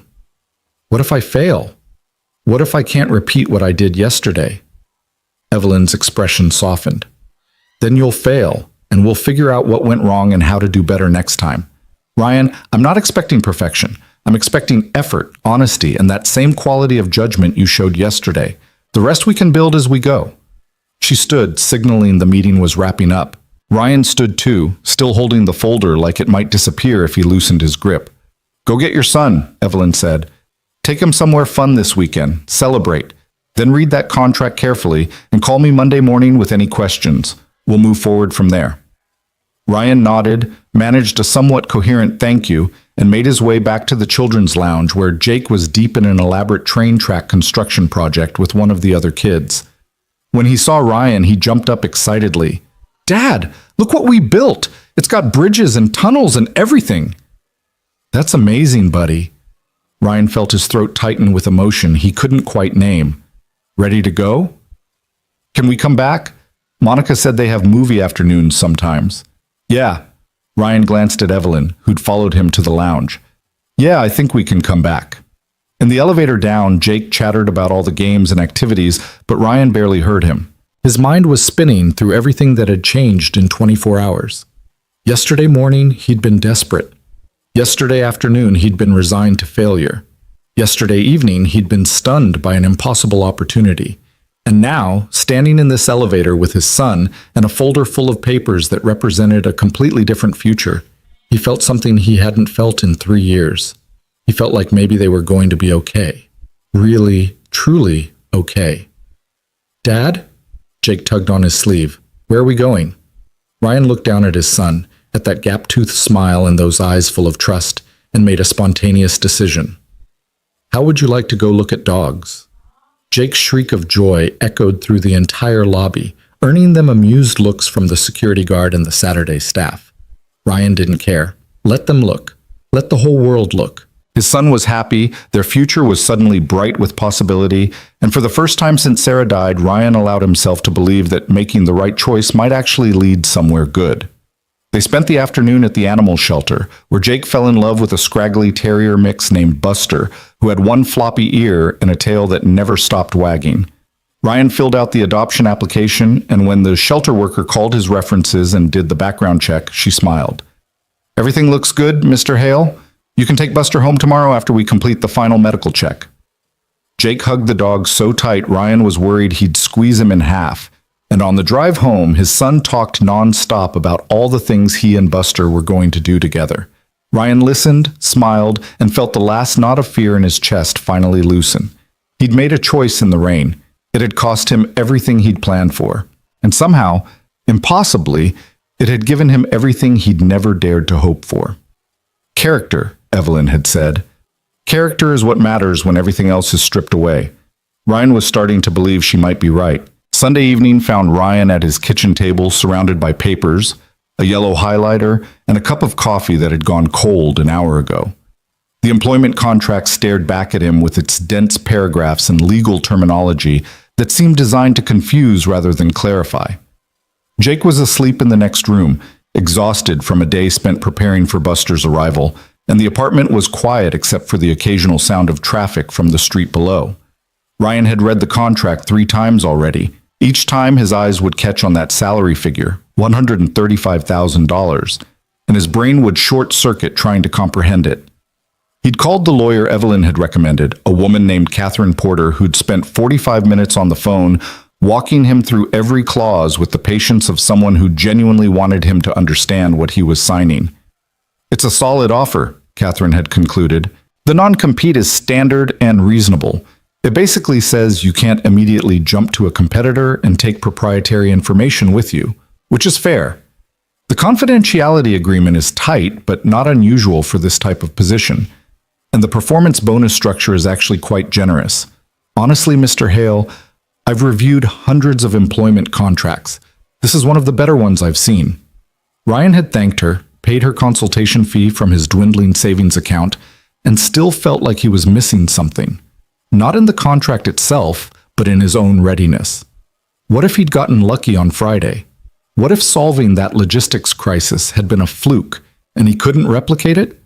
What if he showed up Monday morning and everyone realized they'd made a terrible mistake? His phone buzzed with a text, startling him from his spiral. It was from a number he didn't recognize. "This is Marcus Chen. Evelyn gave me your number. Welcome to the team. Looking forward to working with you. P.S. Don't overthink it. You earned this." Ryan stared at the message, surprised by the gesture. Marcus had seemed skeptical of him on Friday, professional but clearly dubious about this warehouse worker who'd wandered into their crisis. The fact that he was reaching out now, on a Sunday night, with what felt like genuine encouragement, meant something. Ryan typed back, "Thanks. See you tomorrow." He set the phone down, looked at the contract one more time, and made his decision. He signed his name on the designated line, dated it, and put everything back in the folder. Done. No more second-guessing, no more spiraling. Tomorrow he'd start a new job, and he'd either succeed or fail on his own merits. Either way, Jake would have a dog, they'd have health insurance, and Ryan would have tried. That had to be enough. Monday morning arrived with cruel punctuality. Ryan woke at 5:30 out of habit, even though he didn't need to be at Crossline Systems until 9.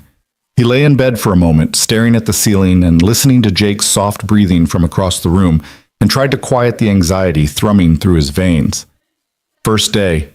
New job. Everything riding on whether he could prove Friday wasn't just luck. He got up, showered, and stood in front of his closet staring at the limited options. His interview clothes were ruined. His work clothes were all warehouse appropriate. Jeans, t-shirts, sturdy boots. He had exactly one other dress shirt and one pair of khakis that weren't paint-stained or torn. It would have to do. Jake woke as Ryan was making breakfast, stumbling out of bed with his hair sticking up in every direction. Is it today? Do we get Buster today? This afternoon, Ryan confirmed, sliding scrambled eggs onto a plate. I'll pick him up after work and bring him home. You'll be at Tommy's house until then, remember? I remember. I'm going to tell Buster all about you so he's not scared when you come get him. Ryan smiled despite his nerves. That's a good plan, buddy. They ate breakfast together, and Ryan tried to focus on Jake's excited chatter about Buster rather than the weight of the day ahead. Linda picked Jake up at 8, giving Ryan an encouraging smile as she ushered his son into her car. Good luck today, she called through the window. You're going to be great. Ryan appreciated the confidence even if he didn't share it. He climbed into his truck, started the engine on the third try, and began the drive to his new life.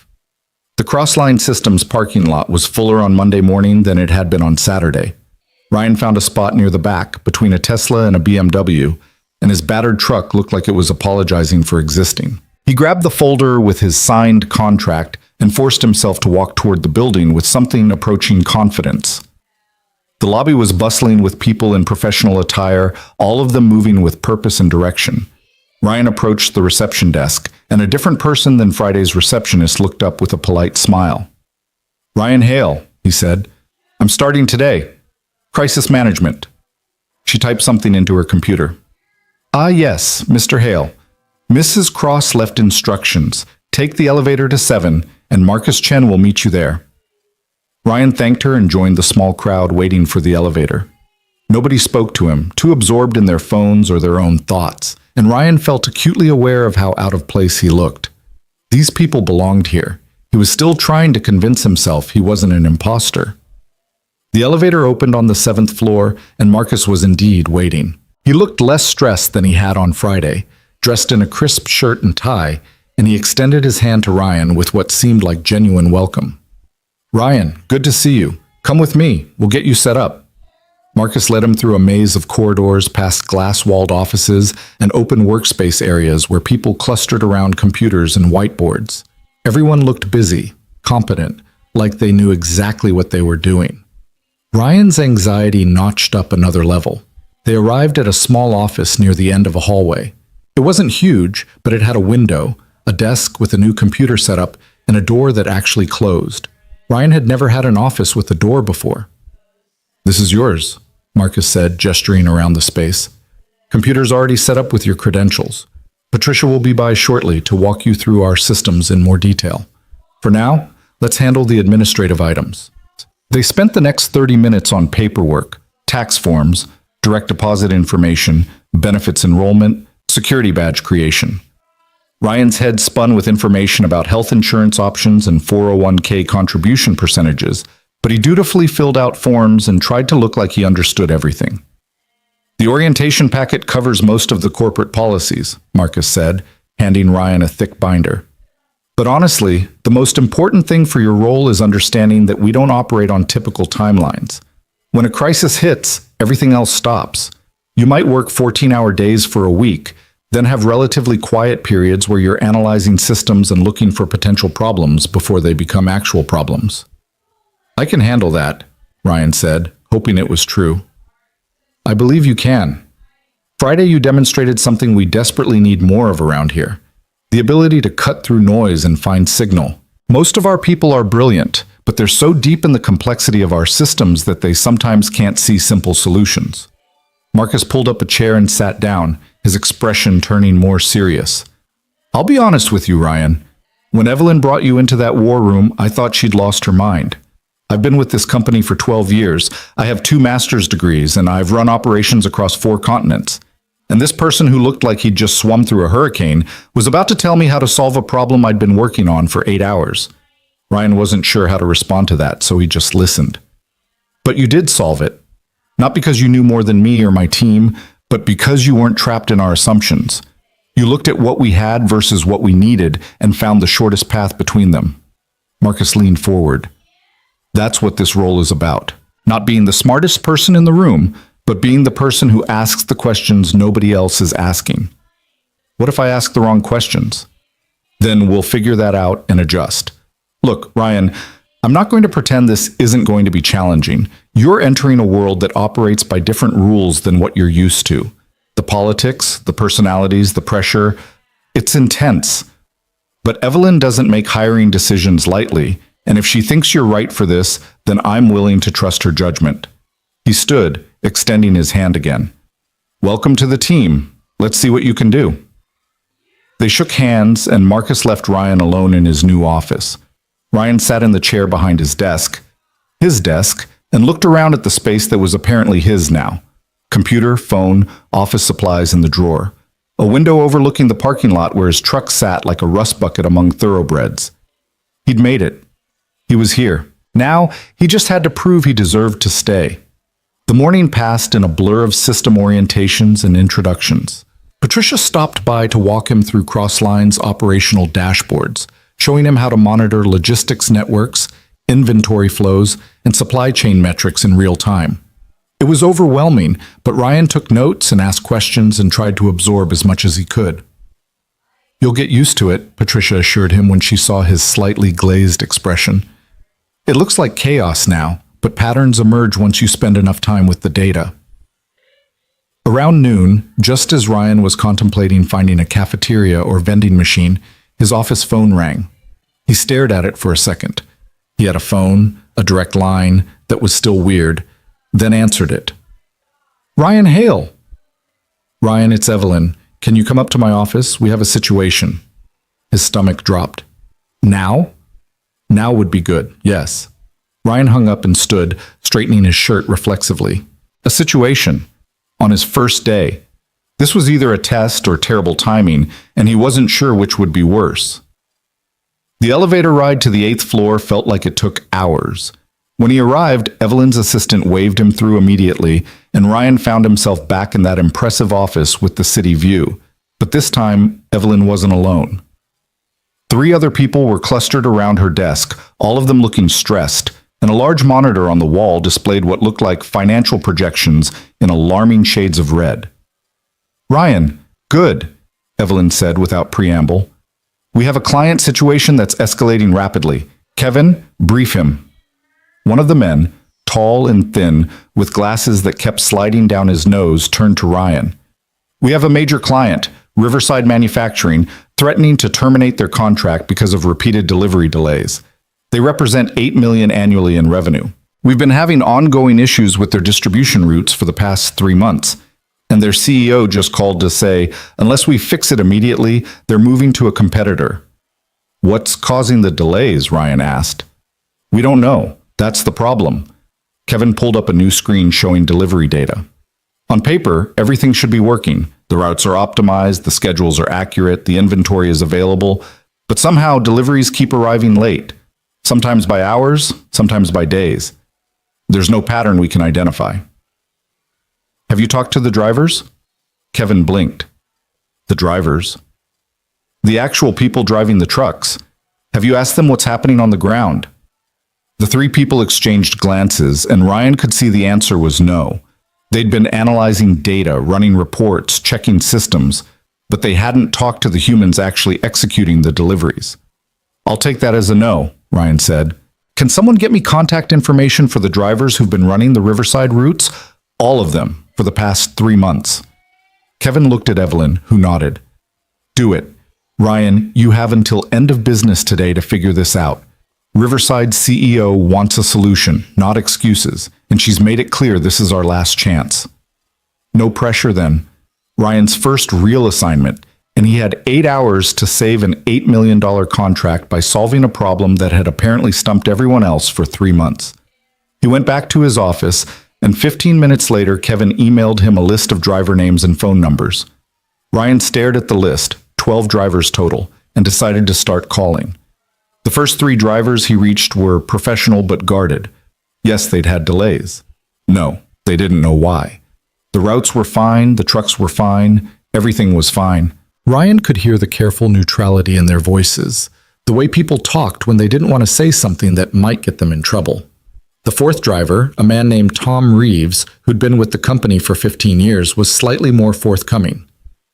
Look, I don't want to cause problems, Tom said when Ryan pressed for details. But if you're asking why deliveries are late, I can tell you it's not the routes. What is it? It's the facility, the Riverside Distribution Center. We're supposed to arrive in a specific loading window, but half the time their docks are backed up and we're sitting in the parking lot for 2-3 hours waiting for a spot. By the time we actually get unloaded, we've blown our delivery schedule for the rest of the day. Ryan sat up straighter. Why are the docks backed up? No idea. Not my facility, not my problem. I just know I show up on time and end up waiting. And then I get flagged for late deliveries on routes that I can't complete because I lost 3 hours sitting in a parking lot. Does this happen every time? Maybe 70% of deliveries? It's bad enough that some of the other drivers have started joking about bringing sleeping bags. Ryan thanked Tom and immediately called the next driver on his list.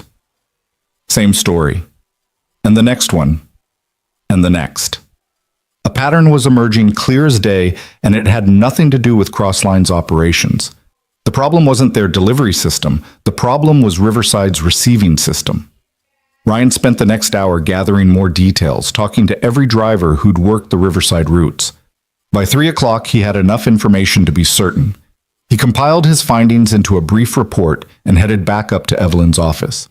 She was on a phone call when he arrived, but she waved him in and ended the conversation quickly. Tell me you have something. I do. The delays aren't our fault. They're Riverside's. Evelyn's eyebrows rose. Explain.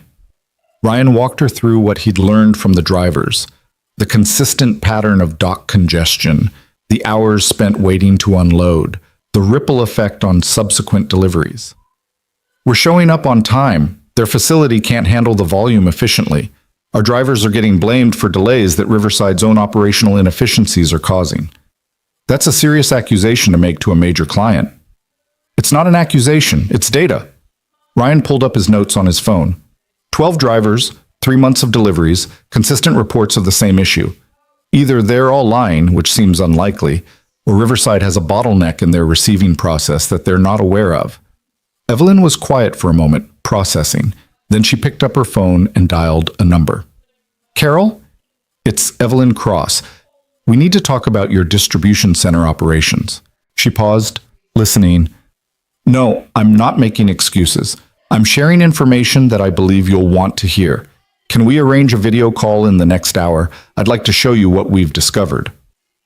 30 minutes later, Ryan found himself in a conference room with Evelyn, Marcus, Kevin, and a large monitor displaying the very unhappy face of Carol Henderson, CEO of Riverside Manufacturing. She looked like someone who'd been dealing with incompetence all day and had no patience left for more of it. Mrs. Cross, I've given your company 3 months to fix this problem, Carol said, her voice tight. I'm not interested in more excuses or promises. I need solutions. I understand completely, Evelyn said calmly, and I believe we have one. But first, I need you to look at some data we've compiled. Ryan, walk Mrs. Henderson through what you found. Ryan's mouth went dry. He was about to tell a CEO of a major manufacturing company that her operation was the problem, not theirs. This could go very badly, very quickly, but he'd come this far. Might as well commit. Mrs. Henderson, we've conducted extensive interviews with our drivers who service your facility, Ryan began, pulling up his compiled data on the shared screen. What we've found is a consistent pattern of delays that originate not during transport, but during the receiving process at your distribution center. Carol's expression darkened. Are you suggesting? I'm suggesting that our drivers are arriving on schedule, but experiencing significant wait times, averaging 2 to 3 hours due to dock congestion at your facility. This creates a cascade effect where subsequent deliveries on their routes are delayed through no fault of our logistics planning. That's ridiculous. Our receiving operations are... May I show you something? Ryan interrupted gently. He pulled up a timeline he'd created showing arrival times versus actual unloading times for the past month. These are our GPS logs showing when our trucks arrive at your facility, cross-referenced with the times they actually begin unloading. You'll notice the gap. Sometimes it's 30 minutes, which is reasonable, but often it's 2 hours or more. Carol leaned closer to her screen, studying the data. Her expression shifted from angry to confused to something that might have been reluctant realization. We show our trucks leaving on schedule, Ryan continued. They arrive at your facility on schedule, but they're being delayed during receiving, which makes them late for everything else that day. The problem isn't our delivery system, Mrs. Henderson. It's the interface between our delivery system and your receiving system. The silence stretched uncomfortably. Ryan could feel Evelyn's eyes on him, Marcus's tension, Kevin's barely concealed anxiety. He just told a major client that they were blaming Crossline for problems they themselves were causing. This would either save the contract or destroy it. Finally, Carol spoke, and her voice was carefully controlled. Why wasn't I made aware of this 3 months ago? Because we didn't know, Evelyn said honestly. We were looking at system data, route optimization, scheduling algorithms. We weren't talking to the drivers actually making the deliveries. That's on us. We should have investigated more thoroughly from the beginning. But now that we have the information, Ryan added, we can work together to solve it. If you can address the dock congestion, maybe adding receiving capacity or adjusting scheduling windows, our deliveries will consistently meet their targets. This isn't about blame. It's about identifying the real bottleneck so we can fix it.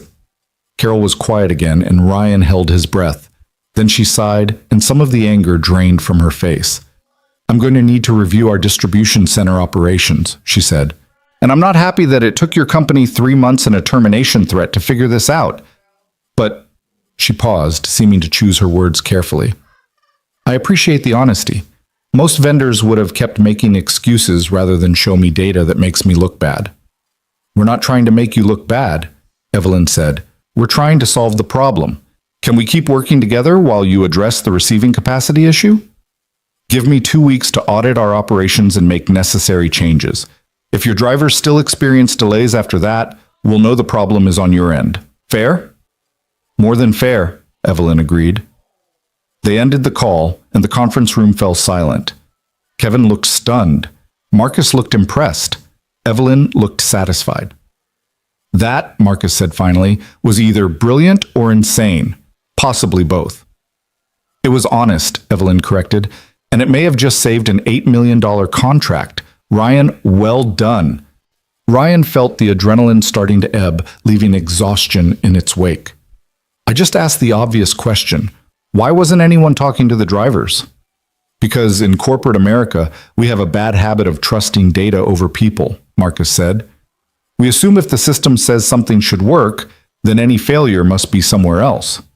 You didn't make that assumption.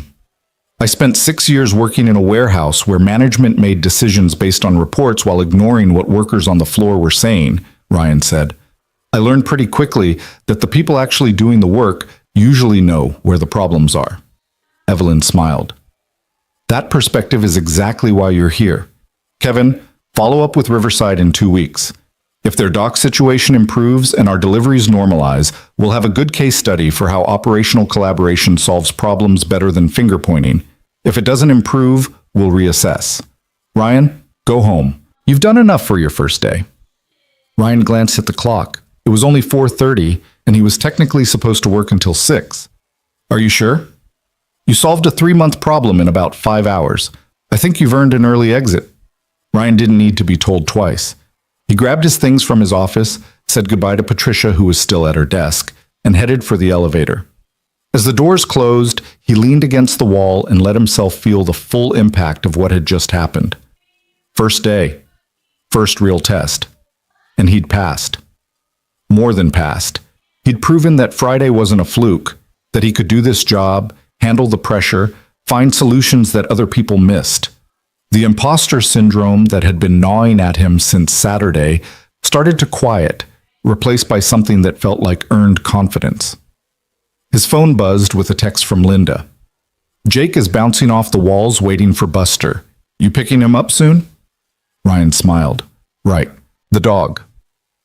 In the chaos of the day, he'd almost forgotten they were adding a 4-legged member to their family tonight. He drove to the animal shelter, signed the final paperwork, and loaded a very excited Buster into the truck.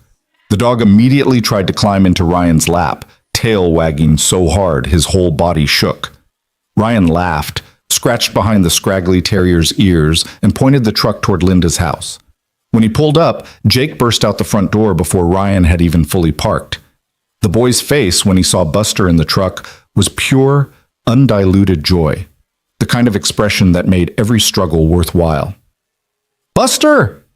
Jake yanked open the truck door, and the dog launched himself at the boy, covering his face in enthusiastic licks. Jake dissolved into giggles, hugging the dog tight, and Ryan felt something in his chest expand and warm. "Thank you, thank you, thank you," Jake said, looking up at Ryan with eyes shining. "This is the best day ever." Ryan crouched down to his son's level, one hand on Jake's shoulder and one on Buster's head. "You're welcome, buddy. But remember, taking care of a dog is a big responsibility. That means feeding him, walking him, cleaning up after him. I know. I'll do everything, I promise." Jake's words tumbled over each other in his excitement. "Can we go home? I want to show him his new home." They loaded into the truck, Buster between them on the bench seat, and drove back to their apartment. It felt different somehow, pulling into that familiar parking lot with the dog panting happily and Jake chattering about all the things he and Buster were going to do together. Like maybe this cramped apartment in this rundown building wasn't going to be home for much longer. Like their life was expanding in ways Ryan hadn't dared to imagine just days ago. That night, after Jake finally fell asleep with Buster curled up at the foot of his bed, Ryan sat at the kitchen table with his laptop open. He'd been drafting an email to his warehouse supervisor, giving his 2 weeks' notice. It should have been easy. He was moving to something better, something that paid 3 times as much and offered a future instead of just survival. But the words stuck in his throat. Not because he wanted to stay at the warehouse, he absolutely didn't, but because leaving felt like closing a door on the person he'd been. The struggling single father who worked overtime to keep the lights on. The guy who couldn't afford new shoes for his kid. The man who'd been invisible in a society that measured worth by income. That person had made the choice in the rain. That person had stopped to help when it would have been easier to keep driving. And maybe, Ryan thought, he needed to honor that person even as he became someone new. He finished the email, read it over once, and hit send before he could second-guess himself. Then he closed the laptop, checked one more time that Jake and Buster were sleeping peacefully, and let himself feel the full weight of gratitude for how improbably right things had turned out. Tomorrow, he'd go back to Crossline Systems and continue proving he belonged there. He'd face new challenges, make mistakes, learn from people smarter than him, and hopefully keep finding solutions that others overlooked. But tonight, in this moment, Ryan Hale allowed himself to simply be grateful for second chances. For people like Evelyn Cross who saw potential where others saw only appearances. For sons who believed in their fathers unconditionally. And for scraggly terrier mixes who completed families that hadn't even known they were incomplete. The rain had washed away his old life, but it had also revealed a path forward he never could have found on his own. And as Ryan finally headed to bed, exhausted but content, he realized that sometimes the most important choice wasn't about what you gained. It was about who you proved yourself to be when everything was on the line. 3 weeks passed in a blur of challenges, solutions, and gradual integration into a world Ryan had never imagined belonging to. He settled into a rhythm at Crossline Systems, early mornings reviewing operational reports, days spent diving into problems that ranged from supply chain disruptions to personnel conflicts, evenings with Jake and Buster in their apartment that suddenly felt too small for the life they were building. The Riverside situation had resolved exactly as Ryan predicted. Carol Henderson's audit revealed significant bottlenecks in their receiving operations, and after reorganizing their dock schedules and adding capacity, delivery times normalized. She'd even called Evelyn personally to thank them for the honesty, and the contract was renewed for another 3 years. Ryan's first major save was now a case study that Marcus referenced in training sessions. But success brought its own pressures. Each solved problem raised expectations for the next one. Each time Ryan proved himself, the stakes got higher. And while his colleagues had moved from skepticism to respect, Ryan still felt the weight of being the outsider, the guy without the degrees or the pedigree, constantly having to demonstrate he belonged. It was Friday afternoon when everything came to a head. Ryan was in his office reviewing logistics data for a West Coast distribution network when his phone rang. Evelyn's name flashed on the screen. "Ryan, conference room 3. Now, we have a situation." The word situation had become a familiar trigger, launching Ryan's mind into problem-solving mode before he even knew the details. He grabbed his tablet and headed down the hall, finding the conference room already packed with senior leadership. Evelyn stood at the head of the table, her expression grim. Marcus was there, along with Patricia, Kevin, and several other executives Ryan recognized but didn't know well. Sit, Evelyn directed, and Ryan took an empty chair near the middle of the table. We have approximately 4 hours to solve what might be the biggest crisis this company has faced in 5 years. She pulled up a presentation on the main screen. Summit Technologies has offered us a contract worth $42 million over 2 years. It would be our largest client by a significant margin. The catch is, they need a proposal demonstrating we can handle their volume and complexity by end of business today. If we can't deliver, they're going with our primary competitor. 4 hours? Someone said. That's impossible. A proposal like that normally takes weeks. Which is why Summit is using it as a stress test, Evelyn said coolly. They want to see how we perform under extreme pressure because their business operates under extreme pressure. If we can't produce a credible proposal in 4 hours, they don't trust us to handle their ongoing operations. Marcus pulled up additional screens showing Summit's requirements. A tech company with offices in 15 cities, complex just-in-time delivery needs, integration with multiple supply chains, and service-level agreements that bordered on unrealistic. It was massive, complicated, and frankly terrifying. We need a miracle, Patricia said, and nobody disagreed. Evelyn's eyes found Ryan across the table. Or we need someone who specializes in finding solutions everyone else thinks are impossible. Ryan, thoughts? Every head turned toward him.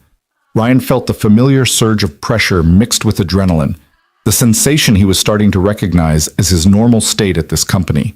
He studied the requirements on the screen, his mind automatically sorting information into patterns.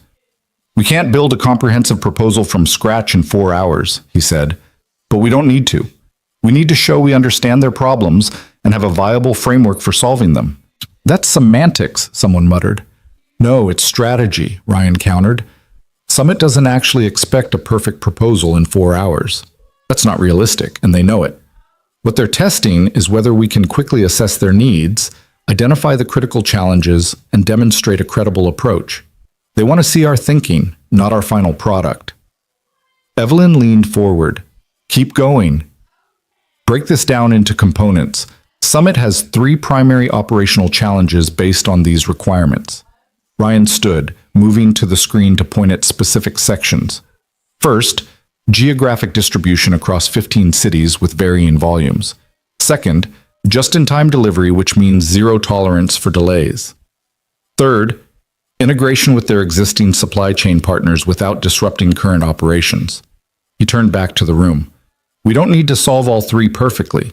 We need to show we understand all 3 and have concrete approaches for each. Marcus, your team has done multi-city distribution for clients before, right?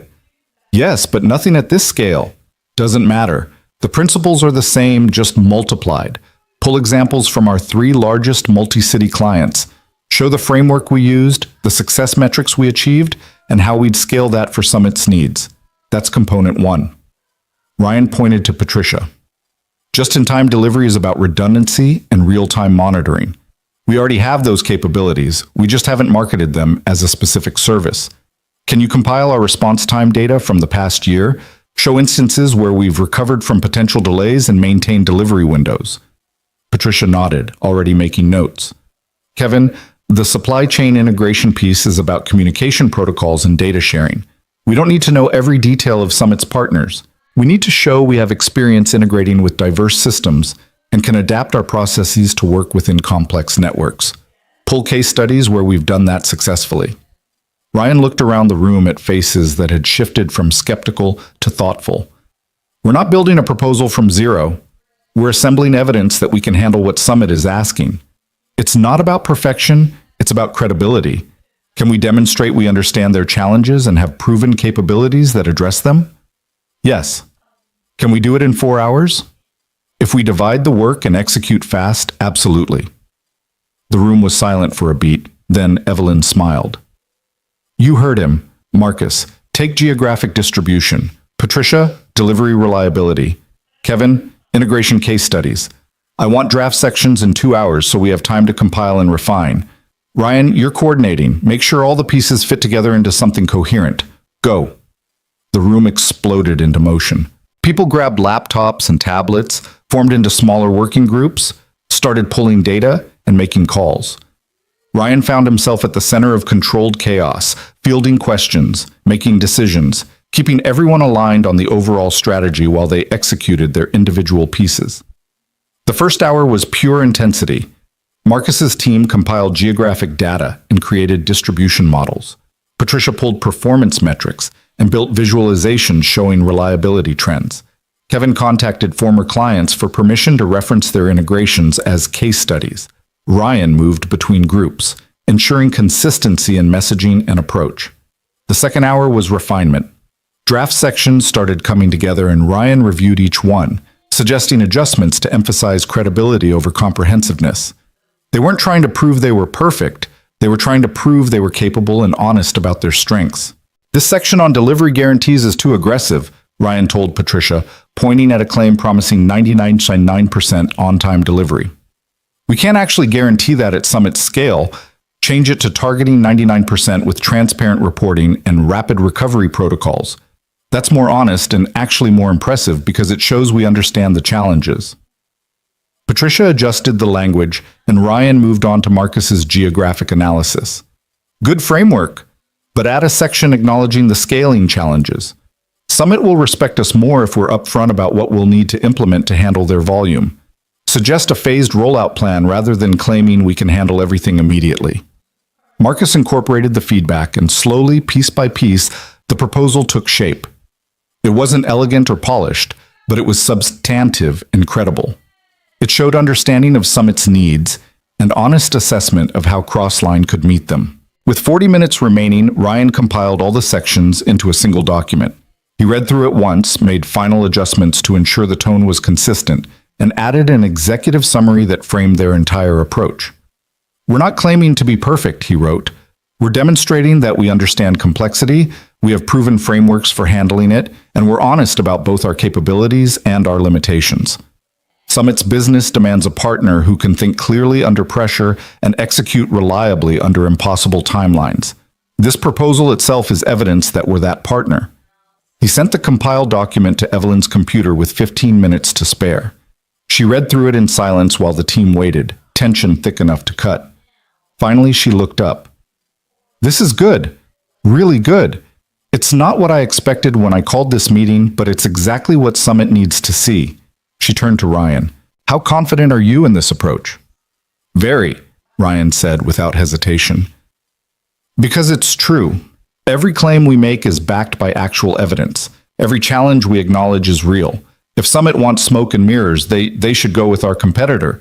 If they want a partner who can actually deliver, this shows we're that partner." Evelyn nodded and forwarded the document to Summit's CEO with 5 minutes remaining on the deadline.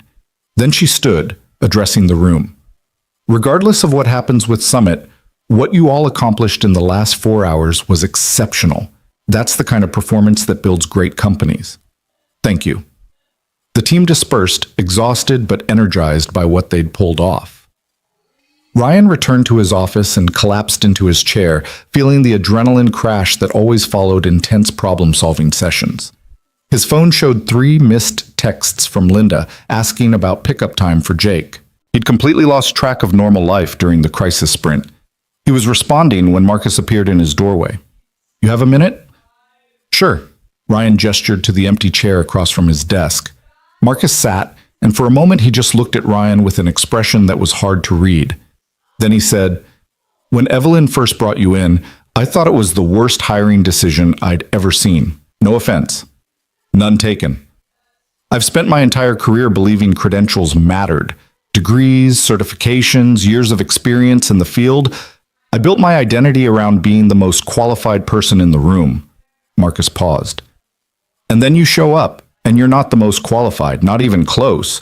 But somehow you keep solving problems faster and more effectively than people with twice your education." Ryan wasn't sure where this was going. "I've been lucky. Right place, right time." "No." Marcus shook his head firmly. "It's not luck. It's perspective. You see things we miss because you're not trapped in our assumptions. You ask the questions we don't think to ask because they seem too simple or too obvious. And you have something that can't be taught in any graduate program. You understand that systems are made of people, and people don't always behave the way data says they should." I just try to look at what's actually happening instead of what's supposed to be happening. Exactly, and that's rare, especially at this level. Marcus stood. I wanted you to know that you've earned your place here. Not because Evelyn took a chance on you, but because you've proven yourself over and over. The team respects you, I respect you, and I'm glad you're here. He left before Ryan could formulate a response. Ryan sat in his office staring at the empty doorway and felt something shift inside him. He'd been operating for 3 weeks under the assumption that he was on probation, that he had to constantly prove he deserved to be here. But maybe that wasn't true anymore. Maybe he'd already proven it. The realization was both relieving and terrifying. If he truly belonged here, then the pressure wasn't temporary. This was his life now. The high stakes, the impossible deadlines, the constant demand to perform at levels he'd never imagined. Could he sustain this? Could he keep being the person who solved unsolvable problems while also being the father Jake needed? His phone rang, interrupting the spiral. Evelyn. Summit just called, she said, and Ryan couldn't read her tone. Can you come up?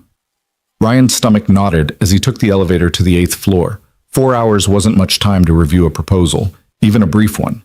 Either Summit had loved it enough to call immediately or hated it enough to reject it outright. He had no idea which was more likely. Evelyn's office door was open. She was standing at her window, looking out at the city, and she didn't turn when Ryan entered. Summit's CEO said, "Our proposal was the most honest pitch he's received in 20 years of business," Evelyn said quietly. He said most companies would have promised the moon and figured out later they couldn't deliver. We told him exactly what we could do, what we'd need to scale up to his requirements, and what challenges we foresaw. He appreciated that more than any amount of polish or salesmanship. Ryan waited, not daring to hope. Evelyn turned, and she was smiling. "We got the contract. $42 million over 2 years with option to extend. It's the biggest deal in Crossline's history." Relief and pride and disbelief washed over Ryan in equal measures. That's incredible. It's more than incredible. It's transformative for the company. And Ryan, it happened because you cut through the panic and showed us how to play to our actual strengths rather than trying to be something we're not. She moved to her desk, pulled out a folder. Which brings me to something I've been considering. Ryan's heart rate picked up. Whatever was in that folder felt significant. You've been here 3 weeks. In that time, you've saved an $8 million contract, solved problems that had been plaguing us for months, and just helped secure the largest deal in company history. That's not the performance of a crisis management specialist. That's the performance of someone who should be helping shape company strategy at the highest level. She held out the folder. I'm promoting you to Director of Operational Strategy.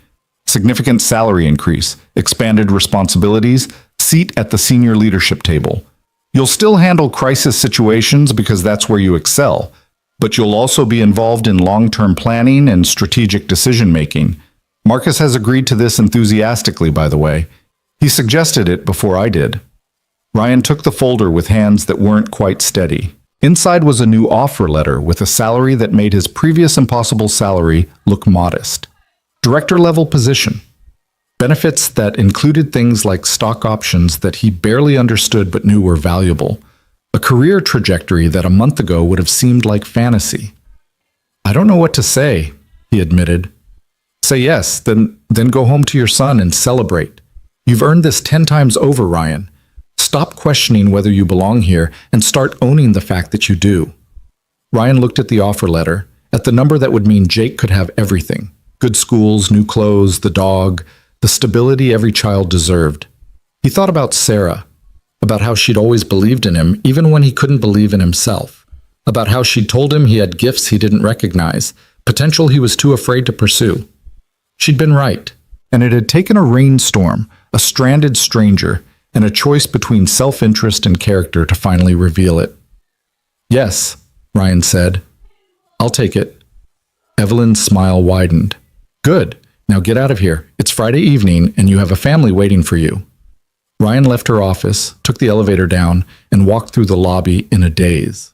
The late afternoon sun painted everything gold as he crossed the parking lot to his truck.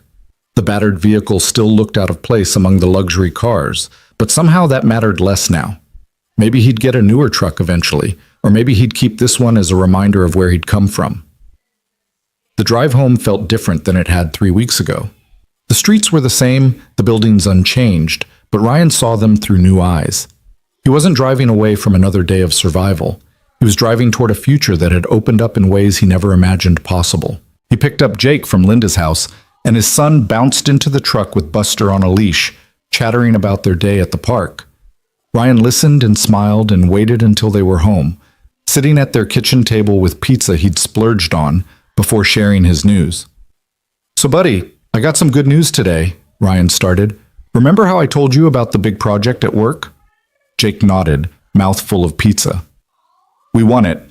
And because of that, my boss offered me an even better position. More money, more responsibility, which means..." Ryan took a breath. "Which means we can start looking for a new place to live, somewhere bigger, maybe with a yard for Buster."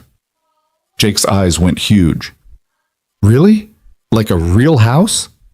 "Maybe not a house right away, but definitely a better apartment, with 2 bedrooms so you can have your own room, and a kitchen where the faucet doesn't leak." Jake launched himself at Ryan, nearly knocking over his pizza in the process. "That's awesome, Dad! Can my room have a window, and can Buster sleep in there with me?" "We'll find you the best room we can, I promise." Ryan hugged his son tight, feeling the weight of 3 years of struggle finally lifting. They'd been treading water for so long, just trying to keep their heads above the surface. Now, finally, they could swim toward shore. That night, after Jake fell asleep, Ryan sat on their apartment's small balcony, barely big enough for one folding chair, and looked out at the city. Somewhere out there was the road where he'd made the choice to stop, the spot where his old life ended and this impossible new one began. He thought about the man he'd been that day, desperate, afraid, running out of options and out of hope. That man had stopped to help anyway, had chosen character over convenience, had done the right thing even when it cost him everything he'd been working toward, and somehow, impossibly, it had led him here. To a career he never planned for, to stability he'd stopped believing was possible, to proof that sometimes the worst decisions turned out to be the best ones, and sometimes losing everything was the only way to find what you were really meant to have. His phone buzzed with a text from Evelyn. "Summit CEO wants to meet the team that put together the proposal. Lunch next Tuesday. Bring your A game." Ryan smiled and typed back, "Will do." Another text came through, this one from Marcus. "Congratulations on the promotion. Well deserved. Looking forward to working with you as a peer." Ryan responded with thanks and set his phone down. A peer. Not a subordinate or a project, but a peer. Someone who belonged at that table, whose voice carried weight, whose judgment was trusted. It had taken 33 years, a tragedy, a rainstorm, and one moment of choosing right over easy. But Ryan Hale had finally found his place. He went back inside, checked on Jake one more time, his son sleeping peacefully with Buster curled against his side, and allowed himself to feel the full weight of gratitude for how far they'd come. The apartment was still too small, the furniture still worn, the appliances still unreliable. But none of that mattered anymore because it was temporary. They were on their way to something better. Ryan climbed into his own bed, still the couch that folded out, still uncomfortable, still too close to Jake's sleeping space. But he didn't mind. Soon enough, they'd have a real place with real rooms and real space to grow. Soon enough, all of this would be a memory of harder times they'd survived together. He closed his eyes and thought about the choice in the storm one last time, about the woman in the mud, the interview he'd missed, the moment when everything had seemed lost. He'd thought he was throwing away his future to help a stranger. He'd had no idea he was actually finding it. Character, Evelyn had said. Character is what matters when everything else is stripped away. She'd been right. But what she hadn't said, what Ryan was only now understanding, was that character didn't just matter in the moment of choice. It mattered in every moment that followed, in how you handled success as much as how you handled struggle, in whether you used opportunity to build something meaningful or just to make yourself comfortable. Ryan had a choice now, just like he'd had a choice in that rainstorm. He could take this new position, this new salary, this new life, and just enjoy the comfort of it. Or he could remember where he came from, remember all the people still stuck in the mud of their own struggles, and use his new position to make a difference. The answer was obvious. It had always been obvious. The same thing that made him stop in the rain would guide him now. 3 months later, Ryan stood in the living room of their new apartment, a spacious two-bedroom with actual rooms and working appliances and a small patio where Buster could play. Jake's bedroom had a window with a view of a park, and he decorated it with posters and the kind of personal touches that only come when a kid finally has space to claim as his own. They'd settled in quickly, though some days Ryan still woke up expecting to see the cramped studio apartment and had to remind himself this was real. The promotion had come with everything Evelyn promised and more. He sat in strategic planning meetings, contributed to company direction, handled crises when they arose, but also worked to prevent them before they became critical. And he'd started an initiative that was personal to him, a partnership program with local warehouses and logistics companies to identify talented workers who could transition into higher-level positions. People like he'd been, stuck in jobs below their potential because they lacked credentials or connections, or simply the knowledge that other opportunities existed.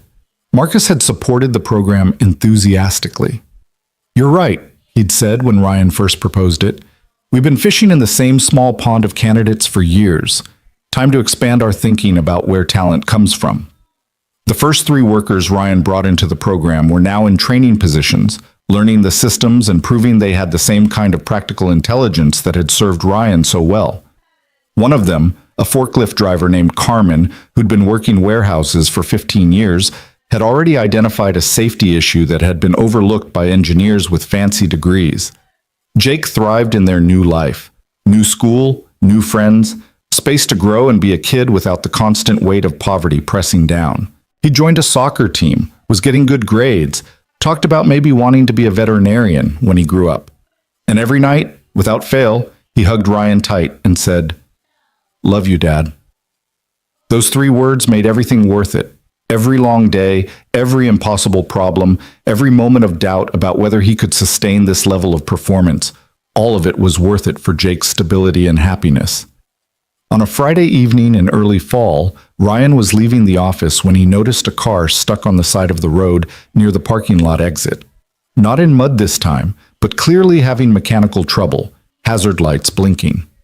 A young woman stood beside it, phone pressed to her ear, looking frustrated and worried. Ryan slowed his truck, and for just a moment he was back in that rainstorm facing the same choice. Help or keep going, convenience or character. He pulled over. "Need help, Paul?" he called out, climbing from his truck. The woman looked up, relief crossing her face. "Car died. I've called a tow truck, but they said it'll be at least an hour. I'm supposed to pick up my daughter from daycare in 20 minutes, and they charge late fees I really can't afford right now." Ryan pulled out his phone. "Where's the daycare? I can give you a ride." "I can't ask you to do that. You're not asking. I'm offering." Ryan smiled. "Come on. We'll get you to your daughter, then you can deal with the car situation without the pressure of a deadline." The woman hesitated, clearly weighing stranger danger against desperate need, then nodded. "Thank you. Seriously, you have no idea how much this helps." They drove to the daycare, made it with 5 minutes to spare, and Ryan waited while she collected a little girl about 4 years old with pigtails and a backpack almost as big as she was. The relief on the mother's face when she wasn't charged late fees was profound and familiar. Ryan remembered that feeling, that constant calculus of small financial disasters that could cascade into bigger problems. "I don't know how to thank you," the woman said when he dropped them back at her car, where a tow truck had just arrived. "Just pass it forward," Ryan said. "Someday when you're in a position to help someone else, do it. That's thanks enough." He drove home to his apartment where Jake and Buster were waiting, where dinner would be whatever Jake wanted because they could afford options now, where the evening would be comfortable and peaceful and secure. And Ryan thought about how strange and wonderful it was that helping people had become the thing that defined both his lowest moment and his greatest success. The rainstorm had been 6 months ago. Sometimes it felt like a lifetime, and sometimes it felt like yesterday. But either way, Ryan knew that moment would always be the dividing line in his life. The before and after. The point where everything changed. He'd gone into that storm thinking he was sacrificing his future for a stranger. He'd come out of it with a future better than any he could have imagined. Not because the universe rewarded good deeds with fairy tale endings, but because the choice revealed something about who he was, and that revelation opened doors he hadn't known existed. Character. Evelyn had been right all along. It wasn't about credentials or connections or being in the right place at the right time. It was about who you chose to be when the choice was hard, when stopping cost you something, when doing right meant risking wrong. Ryan Hale had made that choice in the mud and rain, and it had changed everything, not just for him, but for Jake, for the workers he was now helping, for the company that had learned to value perspective over pedigree. One choice, made in a moment of impossible pressure, had rippled out in ways he never could have predicted. And as he walked into his apartment where his son greeted him with a hug and a dog greeted him with enthusiasm, Ryan understood the most important truth of all. He hadn't lost his opportunity that day in the storm. He'd found it. The rain had washed away the life he'd been clinging to and revealed the life he was meant to live. And standing in his comfortable apartment with his happy son and their ridiculous dog, Ryan Hale finally allowed himself to believe he deserved all of it. Not because he'd gotten lucky, not because someone had taken pity on him, but because when it mattered most, when everything was on the line and the easy choice beckoned, he'd chosen character instead. And character, it turned out, was the foundation on which everything else worth having was built.